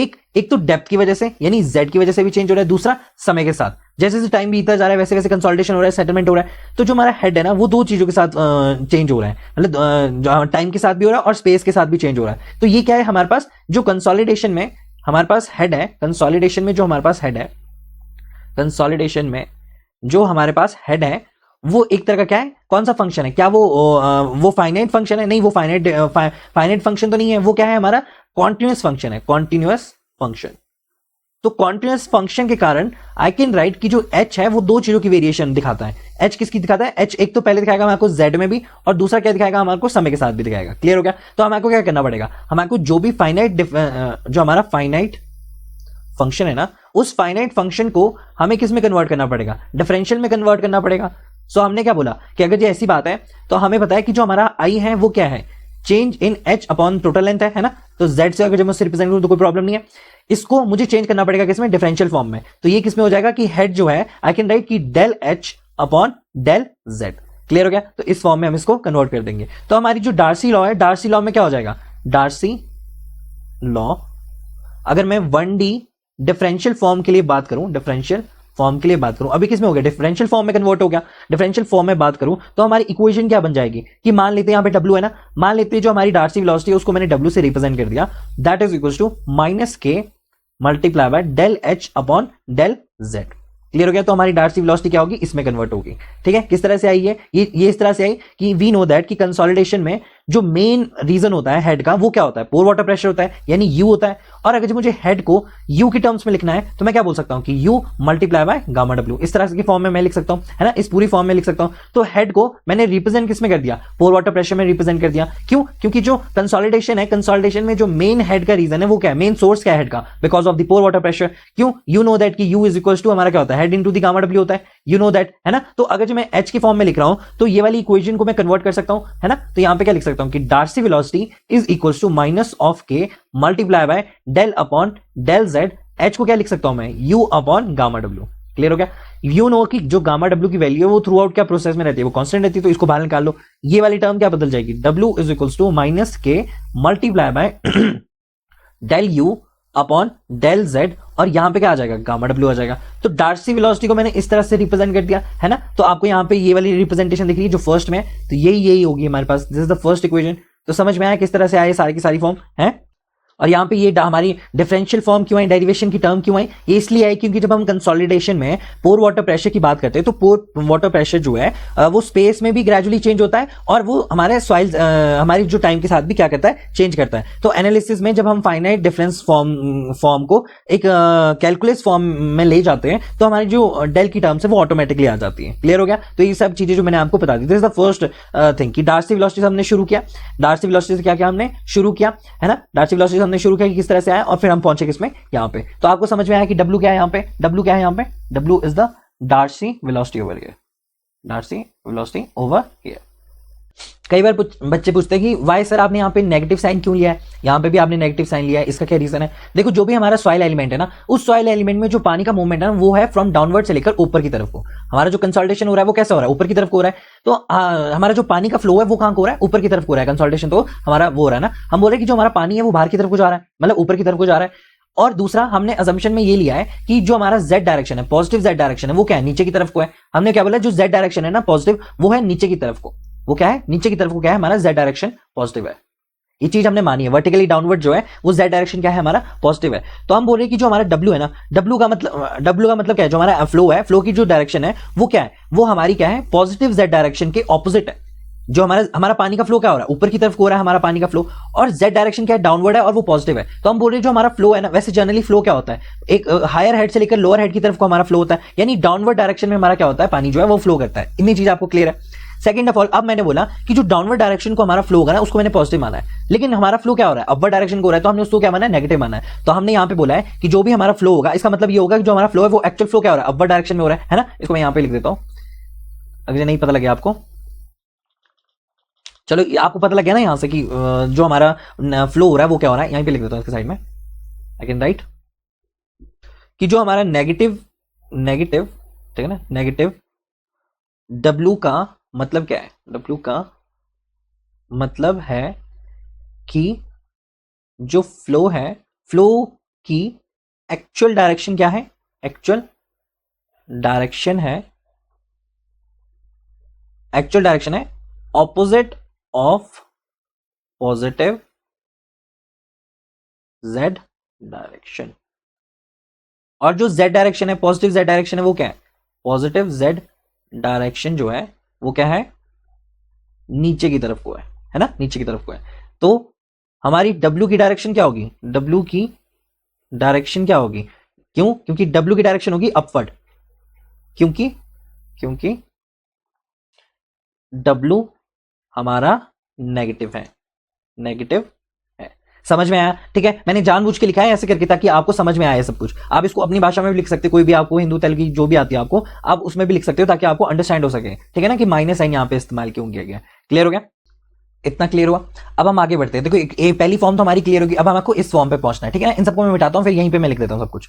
नाउ अब हमको क्या लगाना है, मास कंजर्वेशन लगाना है। टू ड्राइव दिस इक्वेशन हमको मास कंजर्वेशन लगाना है। तो हम क्या बोल सकते हैं कि मान लेते हैं एक छोटा सा एलिमेंट है जिससे पानी क्या हो रहा है, नीचे से मूव कर रहा है ऑफ द, ठीक है ना, पानी क्या कर रहा है, नीचे से आ रहा है और ऊपर से एग्जिट हो रहा है, ठीक है। ये छोटा सा एलिमेंट लिया है जिसकी डेप्थ कितनी है, डेल जेड है। क्लियर हो गया, ठीक है। तो डेल जेड डेप्थ है और जो इसका एरिया है मान लेते हैं 1 मीटर स्क्वायर है, ठीक है ना। कैलकुलेशन ताकि इजी हो जाए तो हम 1 मीटर स्क्वायर इसका एरिया मान सकते हैं, ठीक है। अब इस छोटे से एलिमेंट से जो हमारा पानी एंटर कर रहा है और बॉटम से एंटर कर रहा है और एग्जिट कहां से कर रहा है, टॉप से कर रहा है, तो उसका जो नेट डिफरेंस होगा ना, द नेट डिफरेंस किसके बराबर होगा, जो हमारा सॉइल का वॉल्यूम का चेंज है, जो हमारे सॉइल के वॉल्यूम का चेंज है, that will be equal to soil के वॉल्यूम का चेंज। मतलब ये है कि जो हमारा नेट आउटफ्लो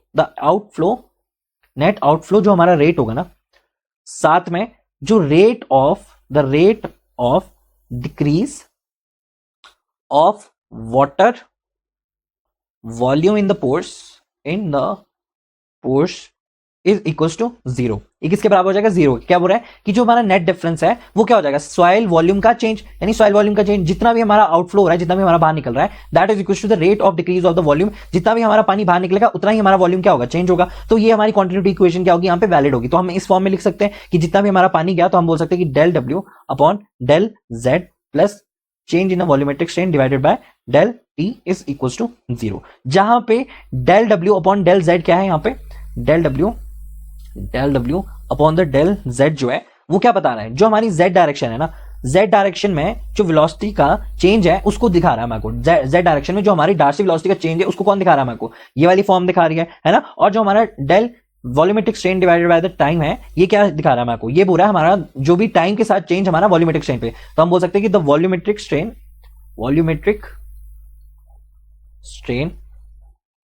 स्ट्रेन का ना टाइम के साथ डेविएशन है ना। तो हम क्या बोल सकते हैं कि ये चीज क्या बता रहा है, ये चीज हमें ये बता रहा है कि सॉइल स्केलेटन हमारा कितना कंप्रेस होगा। वो चीज कौन बता रहा है हमको, ये बता रहा है। और हमारा जो हमारा जेड के जो डार्सी वेलोसिटी का जेड के साथ वो है फ्लो है, उस चीज को कौन दिखा रहा है, डब्ल्यू अपॉन डेल जेड को दिखा रहा है। क्लियर हो गया। तो ये जो है हमारा क्या होगा, ये क्वांटिटी इक्वेशन क्या होगी, वैलिड होगी यहाँ पे। सो वी कैन राइट कि del W upon del Z upon the volumetric strain is with respect to the time is equal to 0। अब ये फॉर्म हमारे पास यहाँ पे आपको दिख रही होगी, 2 पे आपको ये वाली फॉर्म जो है यहाँ पे दिख रही होगी। क्लियर हो गया कि किस तरह से आई, ठीक है ना। इसको मैंने उल्टा ऊपर नीचे लिखा है तो आप इसको लिख भी सकते हो। फिर सेकंड स्टेप हमारा क्लियर हो गया। Now coming to the third step. Third steps को जब हम कर रहे हैं ना, तो सबसे पहले तो हमको इस इक्वेशन में पता क्या होना चाहिए, एक तो वॉल्यूमेट्रिक स्ट्रेन के बारे में पता होना चाहिए, है ना। और कंसोलिडेशन में क्या होता है, जैसे जैसे हम वॉल्यूम को इंक्रीज करते हैं, हमारा जैसे जैसे हम इफेक्टिव स्ट्रेस को इंक्रीज करते हैं, वॉल्यूम में क्या होता है, डिक्रीज होता है। तो इन दोनों की रिलेशनशिप को भी हमें तरजागी-वंडी कंसोलिडेशन में ही निकालना पड़ेगा। तो उसके लिए यूज होता है एमवी का। अभी तक मैंने एमवी के बारे में नहीं बताया ना आपको, लेकिन हमें ईवी के बारे में पता है। ईवी क्या होता है, हमारा वॉल्यूमेट्रिक स्ट्रेन होता है। तो हम बोल सकते हैं कि ईवी के बारे में तो हमें नॉलेज है। हम बोल सकते हैं, यहां पे मैं लिख देता हूं कि हमें पता है कि जब हम वॉल्यूमेट्रिक स्ट्रेन की बात करते हैं तो वॉल्यूमेट्रिक स्ट्रेन क्या होता है, दैट इज इक्वल टू, अभी हम ईवी से रिप्रेजेंट करें तो हम यहां पे ईवी लिखेंगे। ईवी क्या होता है, change in the volume with respect to जो भी उसका इनिशियल वॉल्यूम है या फिर ओरिजिनल वॉल्यूम है, मान लेते हैं वो वी है। तो हमें क्या करना पड़ता है, जो तरजागी थ्योरी है ना, उसमें जो स्ट्रेन का इफेक्ट है, मतलब जो स्ट्रेन का चेंज है, उसे हमें इफेक्टिव स्ट्रेस से रिप्रेजेंट करना पड़ता है, यानी उससे हमें रिलेट करना पड़ता है। तो हम उसके लिए क्या यूज करते हैं, एमवी का इस्तेमाल करते हैं। यहीं पे लिख देता हूं कि इन तरजागी थ्योरी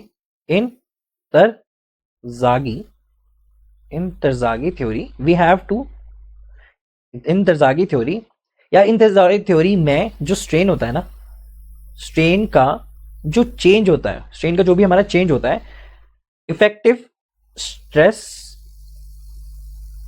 चेंज से रिलेट करना पड़ता है।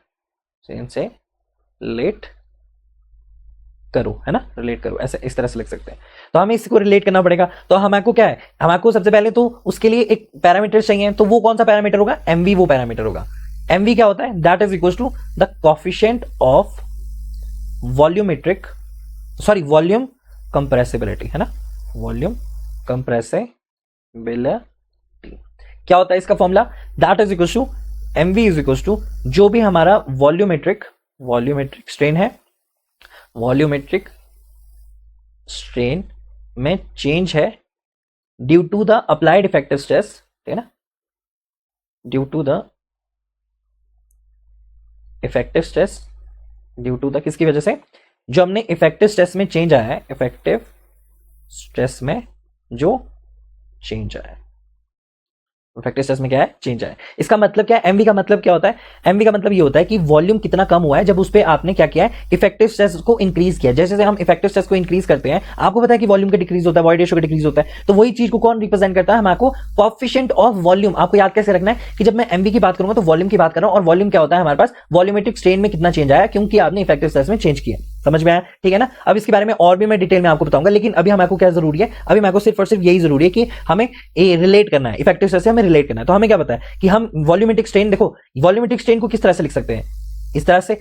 चेंज इन इफेक्टिव स्ट्रेस को किस तरह से लिख सकते हैं कि इफेक्टिव स्ट्रेस तो ये हो गया, चेंज के लिए हमें ये लगाना पड़ेगा, तो मतलब कि चेंज इन इफेक्टिव स्ट्रेस को हम इस तरह से रिप्रेजेंट कर सकते हैं। तो वॉल्यूमेट्रिक स्ट्रेन की वैल्यू चाहिए तो इसको मल्टीप्लाई कर दो, तो यहां पे कितना आ जाएगा, volumetric strain will be equal to MV multiply by क्या हो जाएगा, एमवी मल्टीप्लाई बाय क्या हो जाएगा, चेंज इन इफेक्टिव स्ट्रेस, ठीक है ना, चेंज इन इफेक्टिव स्ट्रेस। तो ये चीज हमारे पास यहां पे आ गई, ठीक है ना, चेंज इन इफेक्टिव स्ट्रेस हमारे पास यहां पे आ गई। अब ऐसा करते हैं, जो हमारे पास इक्वेशन थी उस इक्वेशन में डालते हैं। क्या थी हमारे पास इक्वेशन कि del change in void ratio with respect to कितना था, टाइम के साथ। तो उसको मैं किस तरह से लिख सकता हूं, that can be represented as MV लिख देता हूं यहां पे। एमवी क्या है, वॉल्यूमेट्रिक स्ट्रेन है, ये तो वो नहीं होगा, यहां से लेकर मल्टी अंदर क्या आ जाएगा, यहां पे यहां पे आ जाएगा वॉइड रेशियो में चेंज, ठीक है ना, सॉरी इफेक्टिव स्ट्रेस में चेंज। तो यहां पे क्या आ जाएगा, इफेक्टिव स्ट्रेस डिवाइडेड क्या आ जाएगा, डेल टी, डेल। क्लियर हो गया। तो हमने इस फॉर्म में इसको लिख दिया है। समझ में आया कि किस तरह से लिखा, इफेक्टिव स्ट्रेस या तो बाहर लगाओ या फिर क्या करो, इसको ऐसे लिखो, MV del sigma effective divided by sigma T, ठीक है ना। अच्छा यहाँ पे डेल नहीं लगाया, यहाँ पे डेल लगा दो, चेंज इन वॉल्यूमेट्रिक स्ट्रेन है तो यहाँ पे भी क्या आ जाएगा, डेल आ जाएगा। क्लियर हो गया। तो जब हम डेल के फॉर्म में निकालेंगे तो डेल में ही लिखेंगे इफेक्टिव स्ट्रेस, और जब इसमें निकाल रहे हैं तो इसमें भी हम इस तरह से रिप्रेजेंट करेंगे, ठीक है ना। समझ में आया ना आपको। तो हमको ये चीज तो निकल गई है हमारी। अब हम क्या चाहते हैं, हम चाहते हैं कि जो हमारा इफेक्टिव स्ट्रेस है ना, ये यहां से हटके पोर वाटर प्रेशर आ जाए। तो उसके लिए हमको एक चीज पता है, जो हमारा इफेक्टिव स्ट्रेस होगा, यानी इफेक्टिव स्ट्रेस जो है, इफेक्टिव स्ट्रेस और जो हमारा पोर वाटर प्रेशर है उसका क्या लिंक है, यानी यू का क्या लिंक है। यू नो दैट कि जब हम बात कर रहे हैं तरजागी प्रिंसिपल की, जब हम बात करते हैं किसकी, तरजागी प्रिंसिपल की जब हम बात करते हैं, तो हमें पता है कि जो टोटल स्ट्रेस होता है दैट इज इक्वल टू किसके बराबर होता है, total stress is equals to effective stress plus the pore water pressure, इसके बराबर होता है। अगर मैं इसको रीअरेंज कर दूं तो आई कैन राइट ओवर है कि जो इफेक्टिव स्ट्रेस है that is equals to the total stress minus the pore water pressure. इसमें तो कोई गड़बड़ नहीं है, ठीक है। अब जब हम बोल रहे हैं कि हमने सबसे पहले तरजागी में अजम्पशन क्या ली थी, जो हमारा लोड है वो क्या है, कॉन्टिन्यूस, हमारा इंस्टेंट है लोड, और साथ में क्या है, वो कांस्टेंट भी है। ये चीज मैंने आपको बताई थी। तो अगर जब मैं बोल रहा हूं कि लोड जो है वो हमारा इंस्टेंट भी है और कांस्टेंट भी है, तो जो हम लोड लेते हैं वो किस फॉर्म में लेते हैं, टोटल स्ट्रेस के फॉर्म में लेते हैं, टोटल स्ट्रेस के फॉर्म में लेते हैं। तो हम इसको टोटल स्ट्रेस के फॉर्म में लिख सकते हैं, ठीक है। तो हम इसको कन्वर्ट करते हैं, ठीक है ना। मान लेते हैं कि del effective stress divided by with respect to the time, और इसका चेंज क्या हो जाएगा with respect to the time, क्या वो टाइम के साथ चेंज हो रहा है, नहीं वो तो कांस्टेंट है, तो इसकी हो जाएगी वैल्यू 0। यहां पे कितना आ जाएगा माइनस डेल यू यानी पोर वाटर प्रेशर का change with respect to the time. Clear हो गया किस तरह से आया यहाँ पे। अब इन वैल्यूज को हम सब्स्टिट्यूट करते हैं और इक्वेशन में डालते हैं। तो यहाँ पे क्या लिख सकते हैं हम कि del volumetric strain with respect to the time can be represented with the form of a volumetric strain minus the, यहाँ पे कितनी आ जाएगी del you with respect to the time, ठीक है ना। Del you with change with respect to the time, क्यों, क्योंकि हमने इफेक्टिव स्ट्रेस को किस में कन्वर्ट कर दिया, पोर वाटर प्रेशर में कन्वर्ट कर दिया। सो हमारे पास ओवरऑल वैल्यू कितनी आ जाएगी for the change in volumetric strain के लिए, वॉल्यूमेट्रिक स्ट्रेन के लिए जो ओवरऑल वैल्यू आ जाएगी हमारे पास that will be equals to change in volumetric strain with respect to the time is equals to, minus को बाहर ले आओ, minus volumetric strain multiply by del you with respect to the time. Clear हो गया। तो हमने ये वाली चीज तो निकाल दी, ये क्या हो गया हमारे पास वैल्यू, ठीक है ना। और नॉर्मली आप इससे समझ भी सकते हो कि अगर जब मैं बोल रहा हूं कि एम भी हमें यहाँ पे क्या बताएगा, हमें ये बताएगा जैसे जैसे हमारा इफेक्टिव स्ट्रेस इंक्रीज होगा, जैसे हमारा इफेक्टिव स्ट्रेस बढ़ेगा तो सॉइल कितना कंप्रेस होगा, ये चीज कौन बताएगा मेरे को, एम भी बताएगा, ठीक है। और जो पोर वाटर प्रेशर का है, अगर वो पोर वाटर प्रेशर हमारा कम हो रहा है तो इफेक्टिव स्ट्रेस क्या करेगा, इंक्रीज करेगा। वो सारे जो मैंने आपको बताए थे वो सभी चीजें जो है यहाँ पे भी फॉलो होती है। अब क्या करना है, द फोर्थ स्टेप इज, जो भी हमारे पास क्वांटिटी इक्वेशन आई थी उस क्वांटिटी इक्वेशन में क्या था कि जो हमारा वॉल्यूमेट्रिक स्ट्रेन है वो तब चेंज होगा with respect to the time जब हमारा डार्सी लॉ यानी डी अपॉन डी टी जो है इज इक्वल टू 0 के बराबर होगा। यानी नेट आउट जो हमारा rate of change of Darcy law है with respect to the volumetric change of rate of change of volumetric strain is equal to 0 के बराबर होगा। अब हमें इन दोनों की वैल्यू पता है तो इन दोनों की वैल्यू पुट करते हैं और इक्वेशन में डालते हैं। जैसे कि rate of change of volumetric strain तो आपको पता है क्या है, तो यहाँ पे अगर मैं उसकी वैल्यू पुट करूं तो यहाँ पे कितना आ जाएगा, substituting these values, so minus M V multiply में क्या हो जाएगा यहाँ पे del V upon the del T, del you upon the del T, यहाँ पे कितना आ जाएगा प्लस हमारे पास डार्सी वेलोसिटी की तो पहले से ही दे रखी है वैल्यू, तो डी अपॉन डेल जेड, ठीक है ना। डी अपॉन यहाँ पे डेल टी नहीं है, यहाँ पे डेल जेड है, डेल जेड जेड के फॉर्म जेड की डायरेक्शन में चेंज हो रहा है ना हमारा Darcy velocity, D upon del Z यहाँ पे आ जाएगा minus of K divided by the constant term multiply by pore water pressure, ठीक है ना, del T is equals to किसके बराबर हो जाएगा, 0 हो जाएगा। अब इसको रीअरेंज करो और इसको आंसर निकाल लो, तो यहाँ पे रीअरेंज करके आंसर क्या आ जाएगा,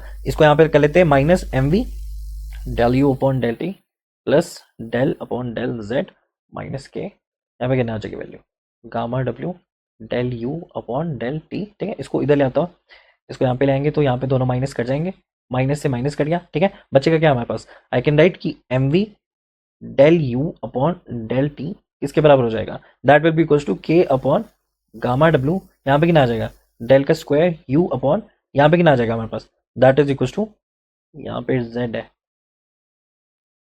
ठीक है ना, यहाँ पे क्या है जेड है, तो यहाँ पे कितनी आ जाएगी वैल्यू हमारे पास डेल जेड का स्क्वायर। क्लियर हो गया।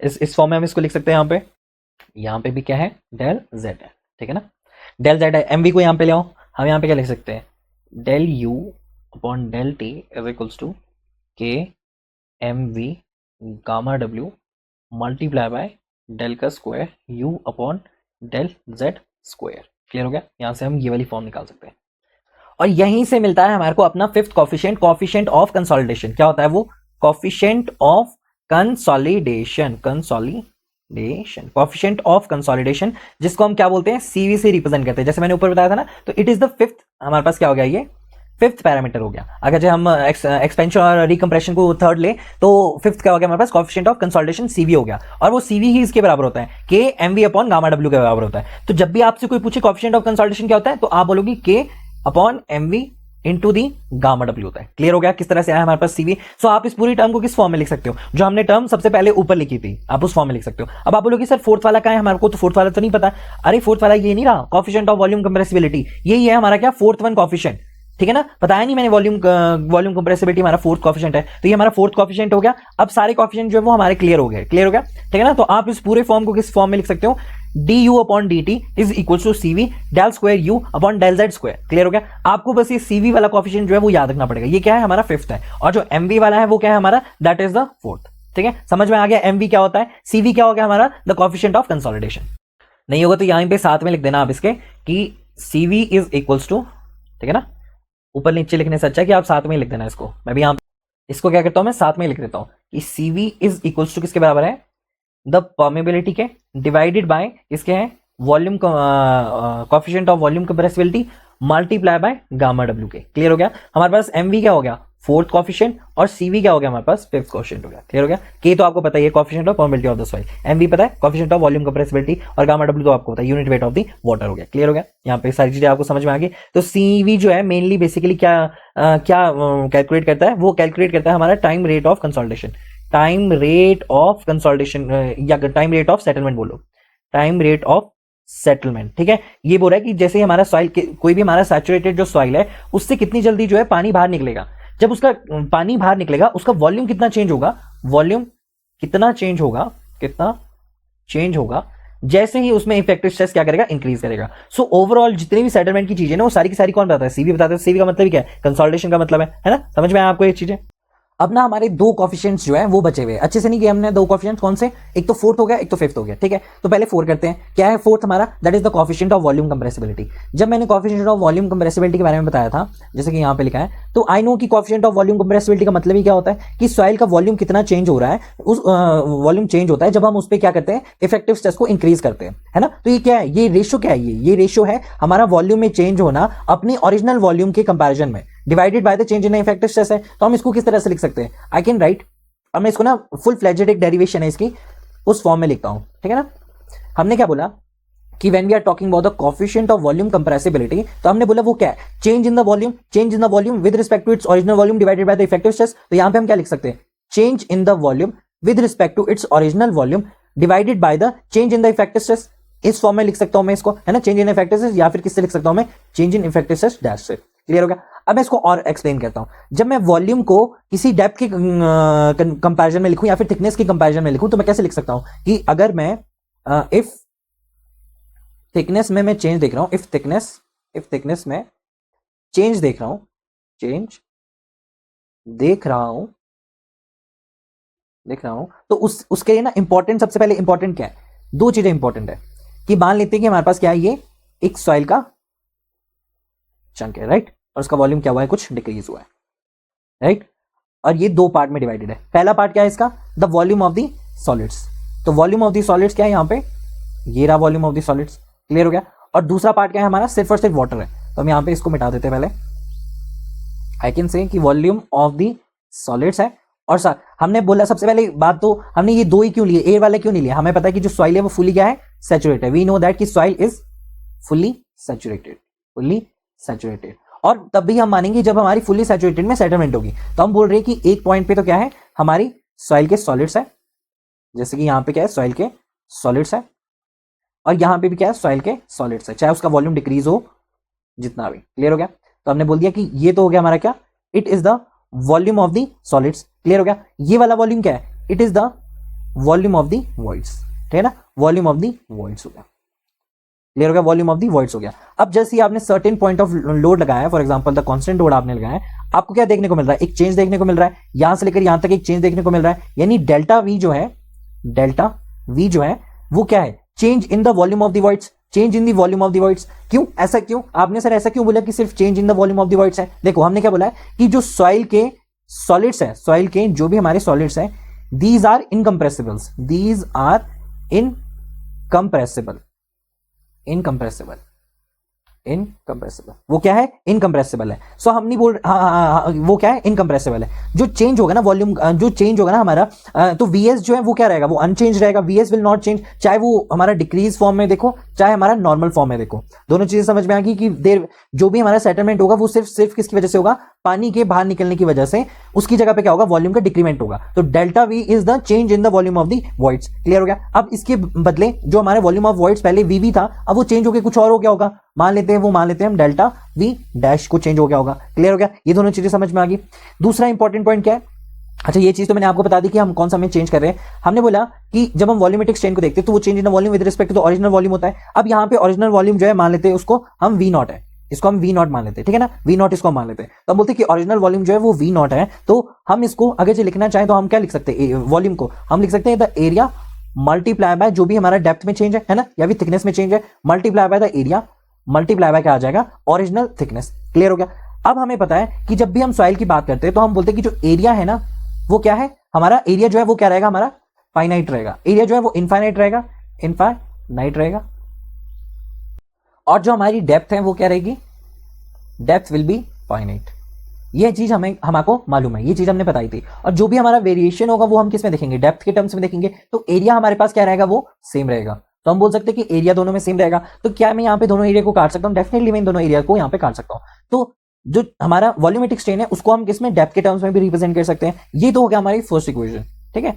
सेकंड इंपॉर्टेंट टर्म क्या है, वो चीज आती है हमारे इस डायग्राम से, तभी मैंने ये डायग्राम बनाया। जब हम बोल रहे हैं change in the volume with respect to its original volume, that can be represented as change in the volume किस में हो रहा है, सिर्फ वॉइड्स में चेंज हो रहा है ना, सिर्फ वॉल्यूम ऑफ वॉइड्स के चेंज में हो रहा है। और दूसरा ये चेंज क्यों हो रहा है, because of the effective stress. तो because of the change in the effective stress की वजह से ही हमारा वॉल्यूम जो है चेंज हो रहा है। तो यहाँ पे हम ये लिख सकते हैं कि जो change in the volume, change in the volume है वो किस में हो रहा है, वो सिर्फ और सिर्फ वॉल्यूम ऑफ वॉइड्स में हो रहा है। सो आई कैन राइट कि सिर्फ change of volume of voids में ही क्या देखने को मिलेगा, मुझे चेंज देखने को मिलेगा, डिवाइडेड बाय जो उसका ओरिजिनल वॉल्यूम है, या जो उसका क्या है, ओरिजिनल वॉल्यूम है। तो ओरिजिनल वॉल्यूम जो है वो क्या है, यहाँ पे वी नॉट है। आई कैन से कि वी नॉट क्या है, इसका ओरिजिनल वॉल्यूम है। वी नॉट क्या है, इसका ओरिजिनल वॉल्यूम है। सो आई कैन से कि वी नॉट इसका ओरिजिनल वॉल्यूम है। तो वी नॉट में क्या क्या आ रहा है, एक तो आ रहा है हमारा वॉल्यूम ऑफ दी सॉलिड्स, साथ में क्या आ रहा है, वॉल्यूम ऑफ दी वॉइड्स आ रहा है, ठीक है ना। मैं इस तरह से लिख सकता हूं। अच्छा मान लीजिए कि मैं वॉल्यूम ऑफ दी सॉलिड्स को बाहर ले लेता हूं, फिर हमारे पास क्या बचेगा, I can write that can be written as change in the volume of the voids. अब मैं वीवी से रिप्रेजेंट कर रहा हूं, वॉल्यूम ऑफ द सॉलिड्स मैंने बाहर लिखा दिया। यहां पे मैं क्या लिख सकता हूं, 1 प्लस वीवी डिवाइडेड बाय क्या लिख सकता हूं मैं, यहाँ पे वीएस लिख सकता हूं। क्लियर हो गया, इसमें तो कोई दिक्कत नहीं है। तो इसको मैं ब्रैकेट में बंद कर सकता हूं। नाउ आई कैन राइट कि यहां पे मैं इसको क्या लिख सकता हूं, इसको मैं यहां पे ले आता हूं। तो I can right the change in the volume of the voids with respect to volume of the solids divided by 1 plus volume of the voids divided by the volume of the solids। अब मुझे बताओ, जब हम volume of the voids की बात करते हैं with respect to volume of the solids की बात करते हैं, और साथ में मैं क्या बात कर रहा हूं, चेंज की बात कर रहा हूं, तो मैं इसको किस टर्म में लिख सकता हूं। तो ये पूरी टर्म क्या होती है, it is known as a void ratio. इसको क्या बोलते हैं हम, it is known as a void ratio. ये चीज मैंने आपको पहले ही चैप्टर में बता दी थी कि हम जब वॉइड्स की बात करते हैं तो change in the volume of the voids with respect to the volume of the solids होता है। लेकिन अगर चेंज की बात करें तो हमारे पास डेल्टा ई आ जाएगा, अगर यहाँ पे डेल्टा वी है।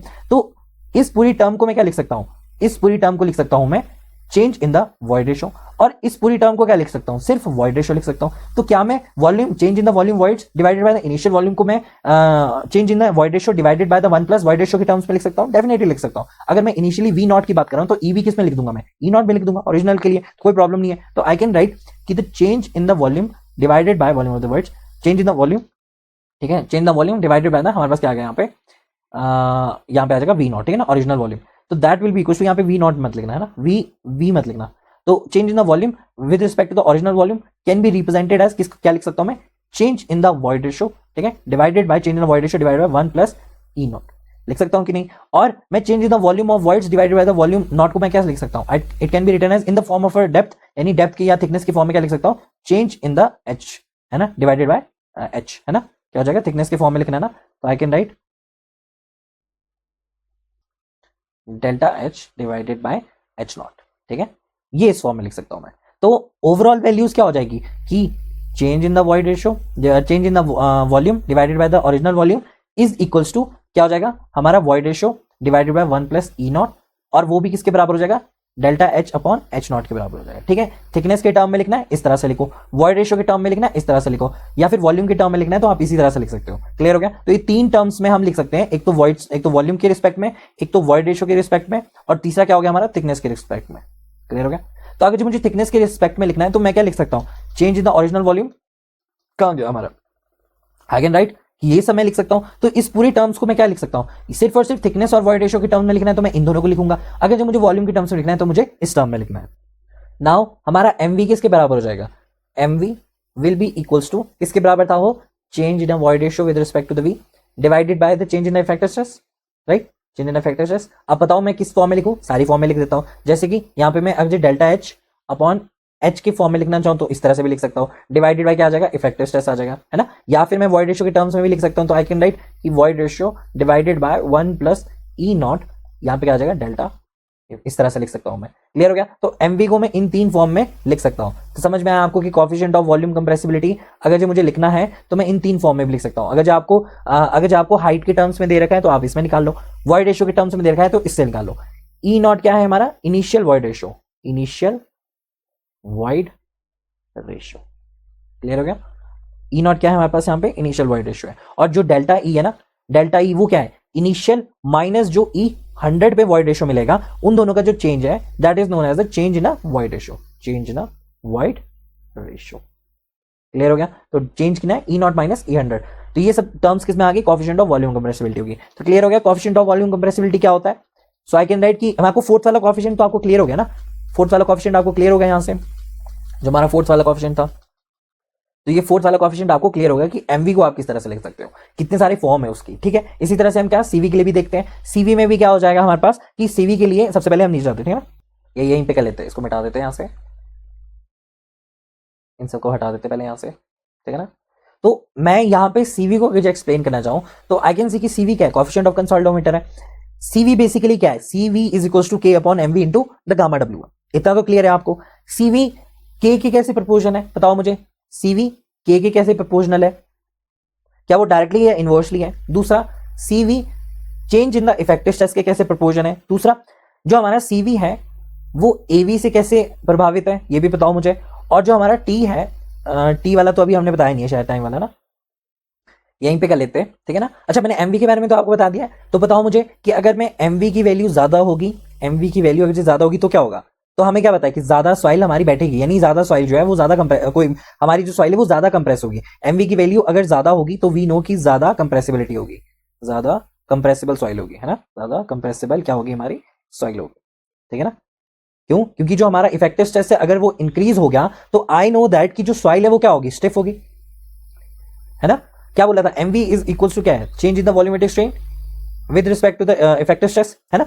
तो जो जैसे जैसे इफेक्टिव स्ट्रेस इंक्रीज होता है हमें क्या पता है कि एमवी की वैल्यू क्या आएगी, कम आएगी, मतलब सॉइल जो है वो स्टिफ होगी, मतलब वो लेस कंप्रेसिबल होगी, लेस कंप्रेसिबल होगी, लेस क्या होगी, वो कंप्रेसिबल होगी।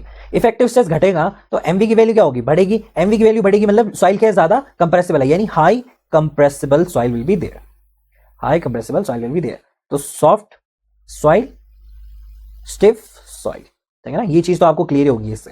इसी तरह से सीवी की बात करते हैं तो जो सीवी होता है वो जनरली क्या रिप्रेजेंट करता है, टाइम रेट ऑफ सेटलमेंट को दिखाता है, यानी जो हमारा सॉइल है वो कंसोलिडेशन में कितना टाइम ले रहा है under a given critical load के लिए। अगर हम बात करें तो वही चीज कौन दिखाता है, हमको सीवी भी दिखाता है। तो सीवी जनरली क्या है, के डायरेक्टली प्रोपोर्शन है, के डायरेक्टली प्रोपोर्शन है, और किसके डायरेक्टली प्रोपोर्शन है, इफेक्टिव स्ट्रेस की डायरेक्टली प्रोपोर्शन है। क्यों, क्योंकि एमवी जो है वो किसके इनवर्सली प्रोपोर्शन है, मतलब यहाँ पे देख सकते हो ना, क्या कैन से कि cv can be written as k upon mv को क्या लिख सकते हो आप, जो हमारा वॉल्यूमेट्रिक स्ट्रेन है ना, EV divided by the effective stress, effective stress ऊपर आ जाएगा, तो चेंज इन इफेक्टिव स्ट्रेस अगर जो ऊपर आ गया तो ये किसके बराबर हो जाएगा, डायरेक्टली प्रोपोर्शन हो जाएगा। तो आई कैन राइट कि जो सीवी है वो डायरेक्टली प्रोपोर्शन किसके, इफेक्टिव स्ट्रेस के। अब जो हमारा टाइम होता है, जैसे जैसे हमारा टाइम इंक्रीज होता है वैसे वैसे हमारी, for example is inversely proportional to permeability, जैसे जैसे हमारी परमेबिलिटी इंक्रीज करिए टाइम क्या लगता है उसमें कम लगता है ना, ये चीज तो आपको क्लियर है। और जैसे ही परमेबिलिटी हमारी डिक्रीज करती है टाइम उसमें क्या लगता है, ज्यादा लगता है। तो हम बोल सकते हैं कि के अगर जो टाइम के इनवर्सली प्रोपोर्शन है तो टाइम के सीवी क्या होगा, वो भी क्या होगा, इनवर्सली प्रोपोर्शन हो जाएगा। तो टी भी इनवर्सली प्रोपोर्शन है किसके, सीवी के। क्यों, क्योंकि जो सीवी है वो डायरेक्टली प्रोपोर्शन किसके, के है। तो जो के साथ इसका प्रोपोर्शनैलिटी रहेगी वही सीवी के साथ भी रहेगी। तो आप टी में भी यही बोल सकते हो। क्लियर हो गया। अगर सीवी जो है हमारा इफेक्टिव स्ट्रेस के डायरेक्टली प्रोपोर्शन है, change in effective stress directly proportion है, तो टाइम की क्या हो जाएगा, तो टाइम के इफेक्टिव स्ट्रेस जो है वो भी क्या हो जाएगा, इनवर्सली प्रोपोर्शन हो जाएगा। क्यों, क्योंकि सीवी जो है वो इफेक्टिव स्ट्रेस के डायरेक्टली प्रोपोर्शन है और टाइम की क्या हो जाएगा, वो इनवर्सली प्रोपोर्शन हो जाएगा। तो ये सारी प्रोपोर्शनैलिटी वाले भी आंसर क्वेश्चंस आते हैं। कई बार पूछ लेते हैं कि टाइम के साथ परमेबिलिटी का क्या रिलेशन है, इफेक्टिव स्ट्रेस का क्या रिलेशन है, सीवी का क्या रिलेशन है ना, परमेबिलिटी का क्या रिलेशन है। तो ये सब जो है आपको पता होना चाहिए, जैसे कि यहाँ पे मैंने बताया। और दूसरा क्या है, आई नो कि टाइम जो है वो क्या होता है, इनवर्सली प्रोपोर्शन होता है ऑफ द रेट के। तो अगर जो हमें बोले कि सीवी और रेट का क्या है, सीवी और रेट का क्या है, तो हम बोल सकते हैं कि सीवी जो है वो डायरेक्टली प्रोपोर्शन किसके, रेट के, ठीक है ना। ये भी आप समझ सकते हो। क्यों, ऐसा क्यों बोल सकते हैं हम, क्योंकि टाइम के क्या है, सीवी इनवर्सली प्रोपोर्शन है, और टाइम के अगर जो इनवर्सली प्रोपोर्शन है और टाइम का इनवर्सली प्रोपोर्शन रेट भी है, तो आई कैन से कि cv is directly proportion to the rate. तो ऐसे ऐसे आप बहुत सारी चीजें जो है एक दूसरे के साथ कंपाइल कर सकते हो। अब हमने सब कुछ पढ़ लिया ना, अब आपके लिए बहुत ज्यादा ईजी हो जाएगा इन सब चीजों को फ्रेम करना। फॉर एग्जाम्पल जैसे कि यहाँ पे हमने सारे के सारे कॉफिशिएंट लिख दिए, सारे के सारे कॉफिशिएंट जो है हम यहाँ पे लिखते हैं, और उनके सारे के सारे जो इंपॉर्टेंट पॉइंट्स है वो भी यहाँ पे लिख देते हैं, ठीक है ना, ताकि हमको एक साथ में ज्यादा ना पढ़ना पड़े, ठीक है ना। यहां पे लिख देते हैं सारे के सारे। तो बताओ पहला कोएफिशिएंट कौन सा है हमारा, कोएफिशिएंट ऑफ, यस, कंप्रेसिबिलिटी। तो सबसे पहला ही क्या है हमारा, कोएफिशिएंट ऑफ कंप्रेसिबिलिटी है। हमने पहले बताया था ना, कोएफिशिएंट ऑफ कंप्रेसिबिलिटी किससे डिनोट करते हैं उसे, एवी से डिनोट करते हैं। तो यहाँ पे हम एवी लिख देते हैं, एवी से हम उसे रिप्रेजेंट करते हैं, सिंबॉलिकल रिप्रेजेंटेशन। फॉर्मूला क्या था उसका, फॉर्मूला था change in the void ratio divided by क्या था हमारे पास, change in the effective stress. ये चीज मैंने आपको बताई थी, change in the y direction divided by the x direction पे। तो ये चीज हमको पता है। अच्छा, इसकी यूनिट्स क्या है, यूनिट्स होंगे इसके मीटर स्क्वायर पर किलो न्यूटन। कैसे आएगी हमारे डायमेंशन, ये भी देख लेते हैं। सबसे पहले क्या हो गया यहाँ पे, वी नो दैट की जो वॉइड रेशियो है वो क्या होता है, volume with respect to the volume. तो ये क्या हो गया हमारा डायमेंशनलेस क्वांटिटी हो गया।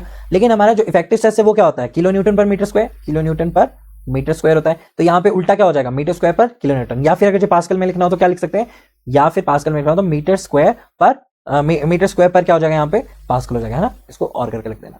तो कोएफिशिएंट ऑफ कंप्रेसिबिलिटी आपको पता लग गया, पता क्या लग गया आपको, मैंने पहले बताया, ये तो रिवीजन है। दूसरा हमारा कौन सा है, कोएफिशिएंट ऑफ, बताओ, यस, कोएफिशिएंट ऑफ कंप्रेशन। जिन्होंने भी सही बताया है वो बहुत अच्छी बात है, और जिन्होंने नहीं बताया वो जाके दोबारा से पढ़ो, दोबारा से देखो किस तरह से रिप्रेजेंट करते हैं, बताओ, सीसी से रिप्रेजेंट करते हैं। सीसी का फॉर्मूला क्या था, change in the void ratio, change in the void ratio ना, change in the void ratio divided by क्या आ जाएगा, लॉग की terms sigma effective 2 upon sigma effective 1। Clear हो गया। इस तरह से हम निकालते हैं सीसी को, और साथ में क्या लगाते हैं, माइनस साइन का लगाते हैं, इस्तेमाल करते हैं हम, क्योंकि ओवरऑल टर्म क्या चाहिए हमको, पॉजिटिव में चाहिए। दूसरा क्या है, ये डायमेंशनलेस क्वांटिटी है, ये भी डायमेंशनलेस क्वांटिटी है, तो दोनों क्या है हमारे पास, डायमेंशनलेस क्वांटिटी है। तो ये पूरी टर्म क्या हो जाएगी, डायमेंशनलेस, तो इसमें कोई भी डायमेंशन नहीं आएगा, तो सीसी के कोई भी क्या नहीं आएंगे, यूनिट्स आएंगे। तो कंप्रेशन का लग गया पता, कोएफिशिएंट ऑफ कंप्रेशन। अगला क्या है हमारे पास, coefficient of, yes, recompression, recompression. Coefficient of recompression को किस तरह से रिप्रेजेंट करते हैं, सी, डेफिनेटली। और इसका फॉर्मूला भी क्या होता है, सेम एज दिस, यही फॉर्मूला होता है। लेकिन रिकंप्रेशन में क्या हम माइनस साइन का इस्तेमाल करते हैं, बताओ,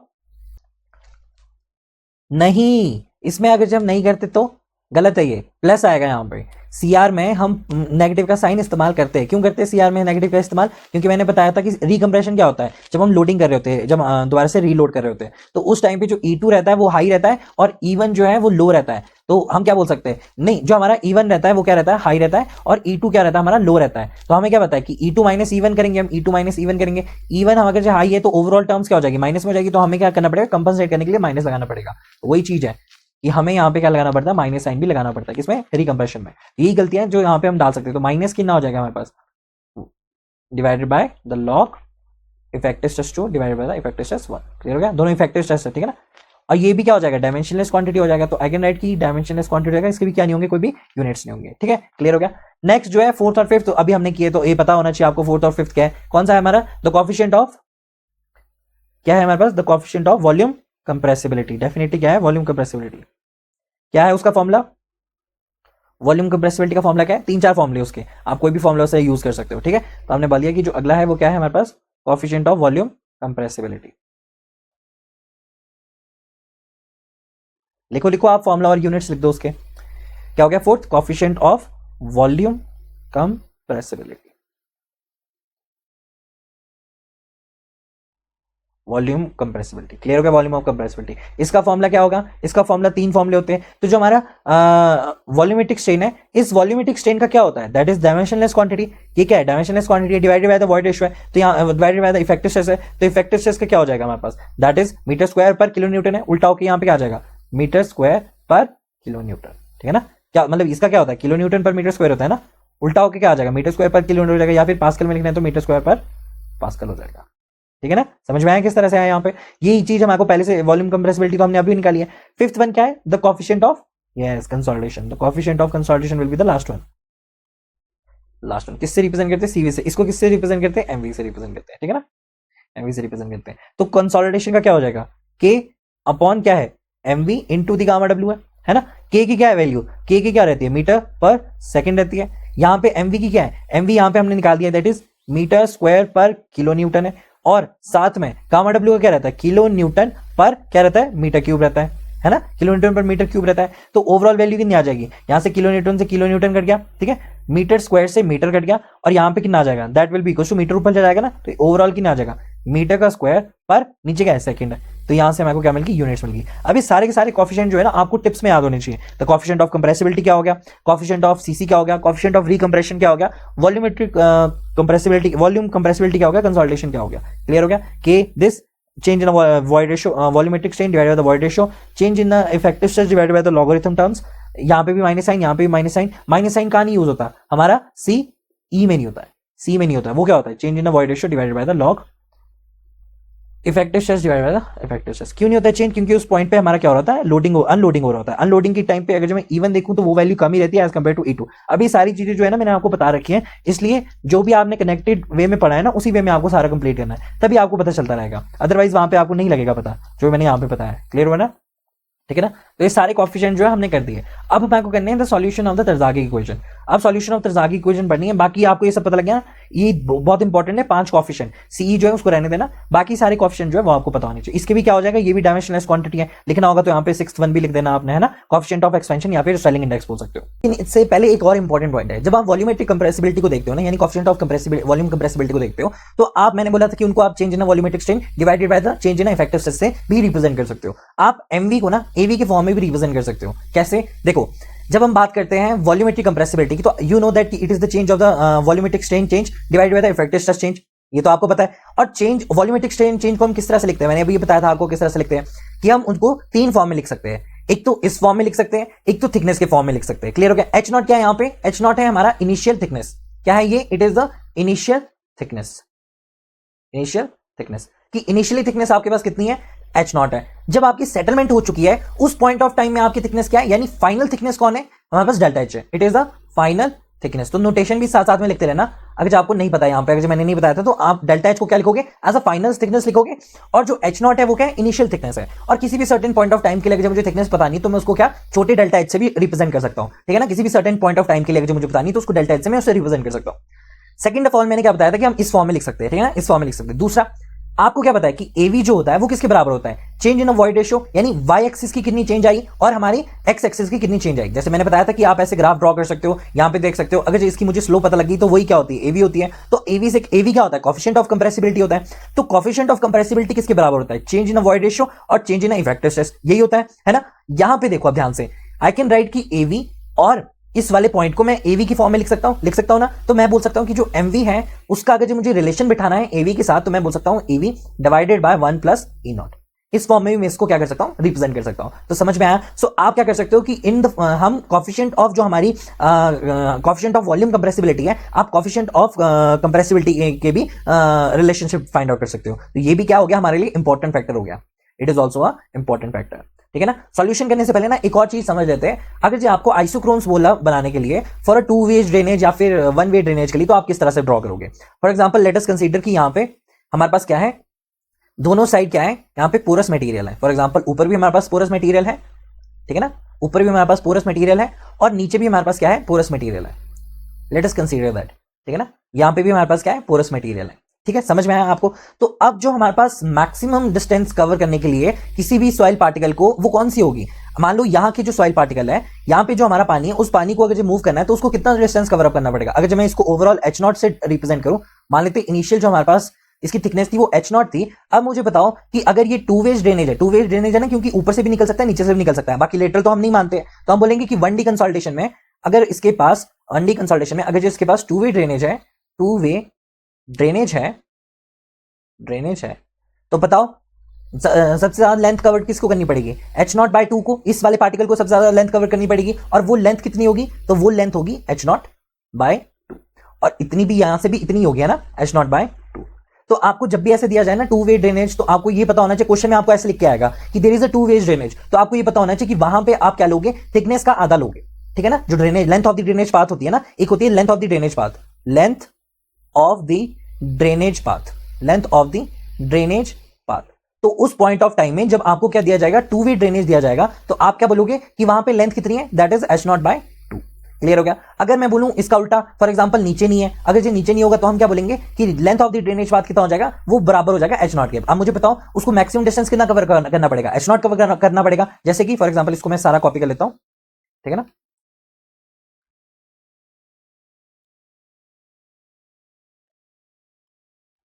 मान लेते हैं हम यहां पे देखते हैं सिर्फ 1 वे ड्रेनेज है, यानी ऊपर से ही पानी जो है हमारा ड्रेन आउट हो सकता है। आपको पता है कि पानी ड्रेन आउट होगा तभी सेटलमेंट होगी, otherwise there will be no settlement. तो मान लेते हैं कि यहां पे सिर्फ और सिर्फ ऊपर से ही पानी हमारा फ्लो कर रहा है, और एच नॉट आपको पता है इनिशियल जो है इसकी थिकनेस है।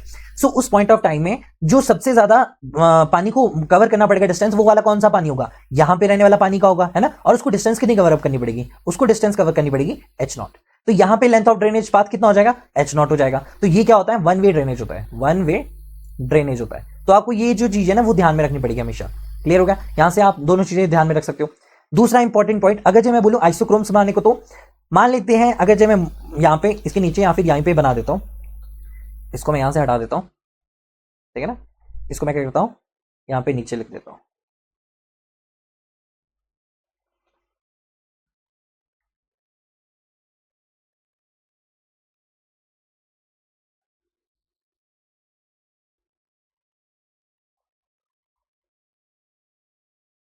ड्रेनेज पाथ, ठीक है ना, length of the drainage path हो गया यहाँ पे।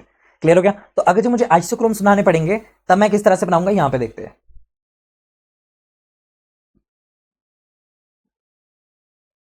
ये क्या हो गया हमारा, इट इज द डेप्थ। ये क्या होगी, हमारी डेप्थ होगी। जेड से रिप्रेजेंट कर रहा हूं उसको मैं।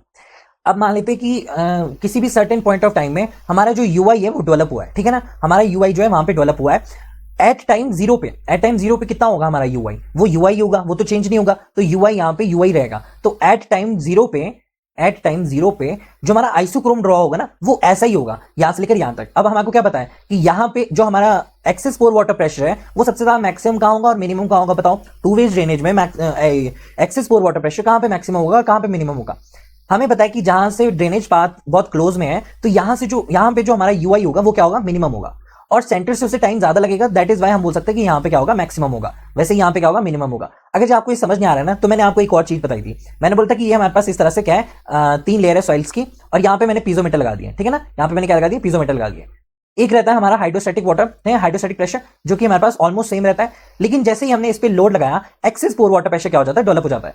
तो एट टाइम जीरो पे, एट टाइम जीरो पे एक्सेस पोर वाटर प्रेशर कितना रहता है, यूआई रहता है ना, पूरा का पूरा रहता है। तो ये क्या हो गया हमारा excess pore water pressure.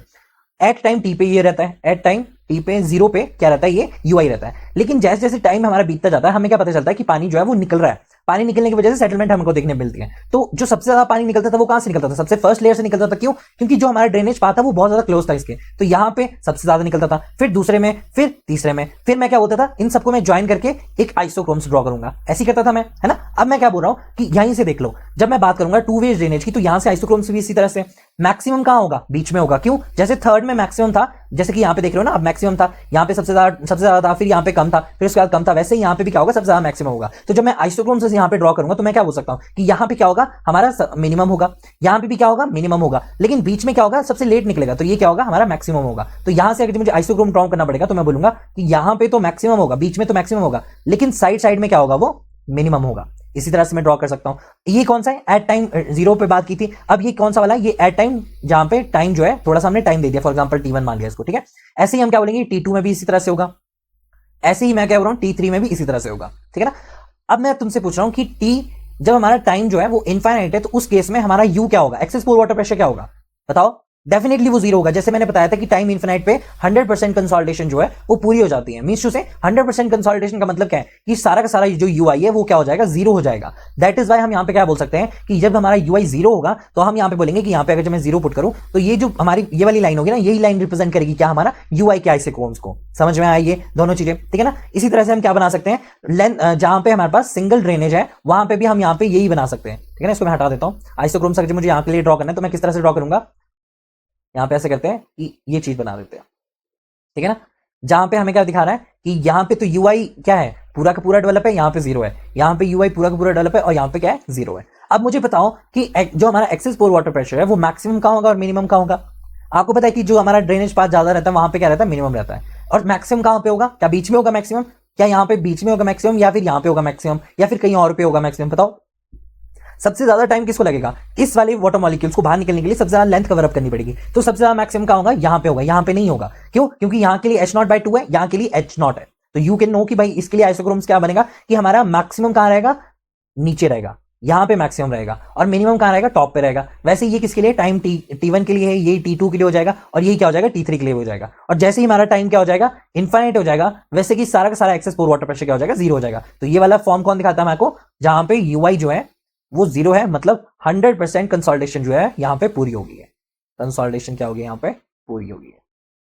Clear हो गया। तो लेंथ ऑफ दी जो ड्रेनेज पाथ होगी इसके लिए कितनी होगी, एच नॉट होगी। तो डी से रिप्रेजेंट करते हैं तो हम क्या बोलेंगे, d is equal to h naught बोलेंगे, ठीक है ना, वन वे के लिए। और यहां पे क्या हो जाएगी, d nought will be equal to h not by two. Isochromes किस तरह से ड्रॉ करें, दीज आर द आइसोक्रोम्स, ठीक है ना। अब मान लेते हैं, अब मुझे बताओ कि सेम एक और एग्जांपल लेते हैं। मान लेते हैं कि यहां पे क्या है हमारे पास, इस तरह से क्या कर दिया, हमारे पास ये है, ठीक है ना। और ये क्या है, इसकी थिकनेस एच नॉट क्या है, इसकी थिकनेस है। अब यहां पे दोनों में ही क्या है, ड्रेनेज पाथ नहीं दे रखे। मान लेते हैं कि दोनों में ड्रेनेज पाथ नहीं दे रखे, तो बताओ कहां इसका आइसोक्रोम्स किस तरह से बना पाओगे आप, आइसोक्रोम्स किस तरह से बना पाओगे, बताओ कैसे बनेगा इसका आइसोक्रोम्स, बताओ इसका आइसोक्रोम्स क्या बनेगा। 0 UI 0। इसका आइसोक्रोम्स क्या बनेगा? अगर जो यहाँ पे कोई भी ऊपर ना नीचे दोनों जगह क्या नहीं दे रखे, ड्रेनेज पाथ नहीं दे रखे, तो इसका जो आइसोक्रोम बनेगा वो इस तरह से बनेगा। क्यों? क्योंकि यहाँ पे बात क्या है, यहाँ पे आपको आइसोक्रोम्स क्या है, यहाँ पे access pore water pressure develop तो होगा लेकिन यहाँ पे जीरो नहीं होगा। क्यों नहीं होगा जीरो? क्योंकि आपने कोई भी पानी बाहर निकलने के लिए जगह ही नहीं दे रखी, जिसकी वजह से एक्सेस पोर वाटर प्रेशर जो है डिक्रीज नहीं हो रहा है। आप अगर जो एट टाइम 1 पे देखोगे, टाइम t पे देखोगे या टाइम इन्फिनिट पे देखोगे, वो क्या रहेगा? यही रहेगा, वो कभी भी क्या नहीं होगा? जीरो नहीं होगा। क्यों नहीं होगा वो जीरो? क्योंकि यहाँ पे क्या है, इस तरह से देखो ना, जब भी लोड लगता है, जैसे ही हमने लोड लगाया तो वो कौन सा हो गया? t इज इक्वल टू 0 हो गया। तो उस पॉइंट ऑफ टाइम पे जो एक्सेस पोर वाटर प्रेशर है वो तो डेवलप होता है। हमारे को ये चीज तो मालूम है कि एक्सेस पोर वाटर प्रेशर क्या है, ui जो है वो डेवलप तो होता है। t इज इक्वल टू 0 पे at t is equal to 0 पे एक्सेस पोर वाटर प्रेशर यहाँ पे डेवलप तो होगा, लेकिन उसको बाहर निकलने के लिए चाहिए रास्ता चाहिए। अगर ये रास्ता नहीं दिया तो ui जो का त्यों रहेगा, तो ui कभी चेंज नहीं होगा। तो ये जो है हमारा ट्रायंगल, ये जो हमारा रेक्टेंगल है, यही हमारा क्या होगा? आइसोक्रोम्स होगा फॉर उसके लिए जहां पे हमारा ड्रेनेज पाथ ही नहीं गिवन है। क्लियर हो गया? ड्रेनेज पाथ किस तरह से गिवन है, तो आइसोक्रोम किस तरह से ड्रॉ करने हैं, ये सारे इंपॉर्टेंट पॉइंट्स हैं, ये क्वेश्चंस में तकबील हो जाते हैं। तो आपको पता होना चाहिए कि भाई किस तरह से आपको इस्तेमाल करना है, जैसे कि आइसोक्रोम्स का किस तरह से करना है, जैसे कि length of the drainage path के लिए किस तरह से करना है। तो ये जो है वो इंपॉर्टेंट पॉइंट्स है। इतना समझ में आया?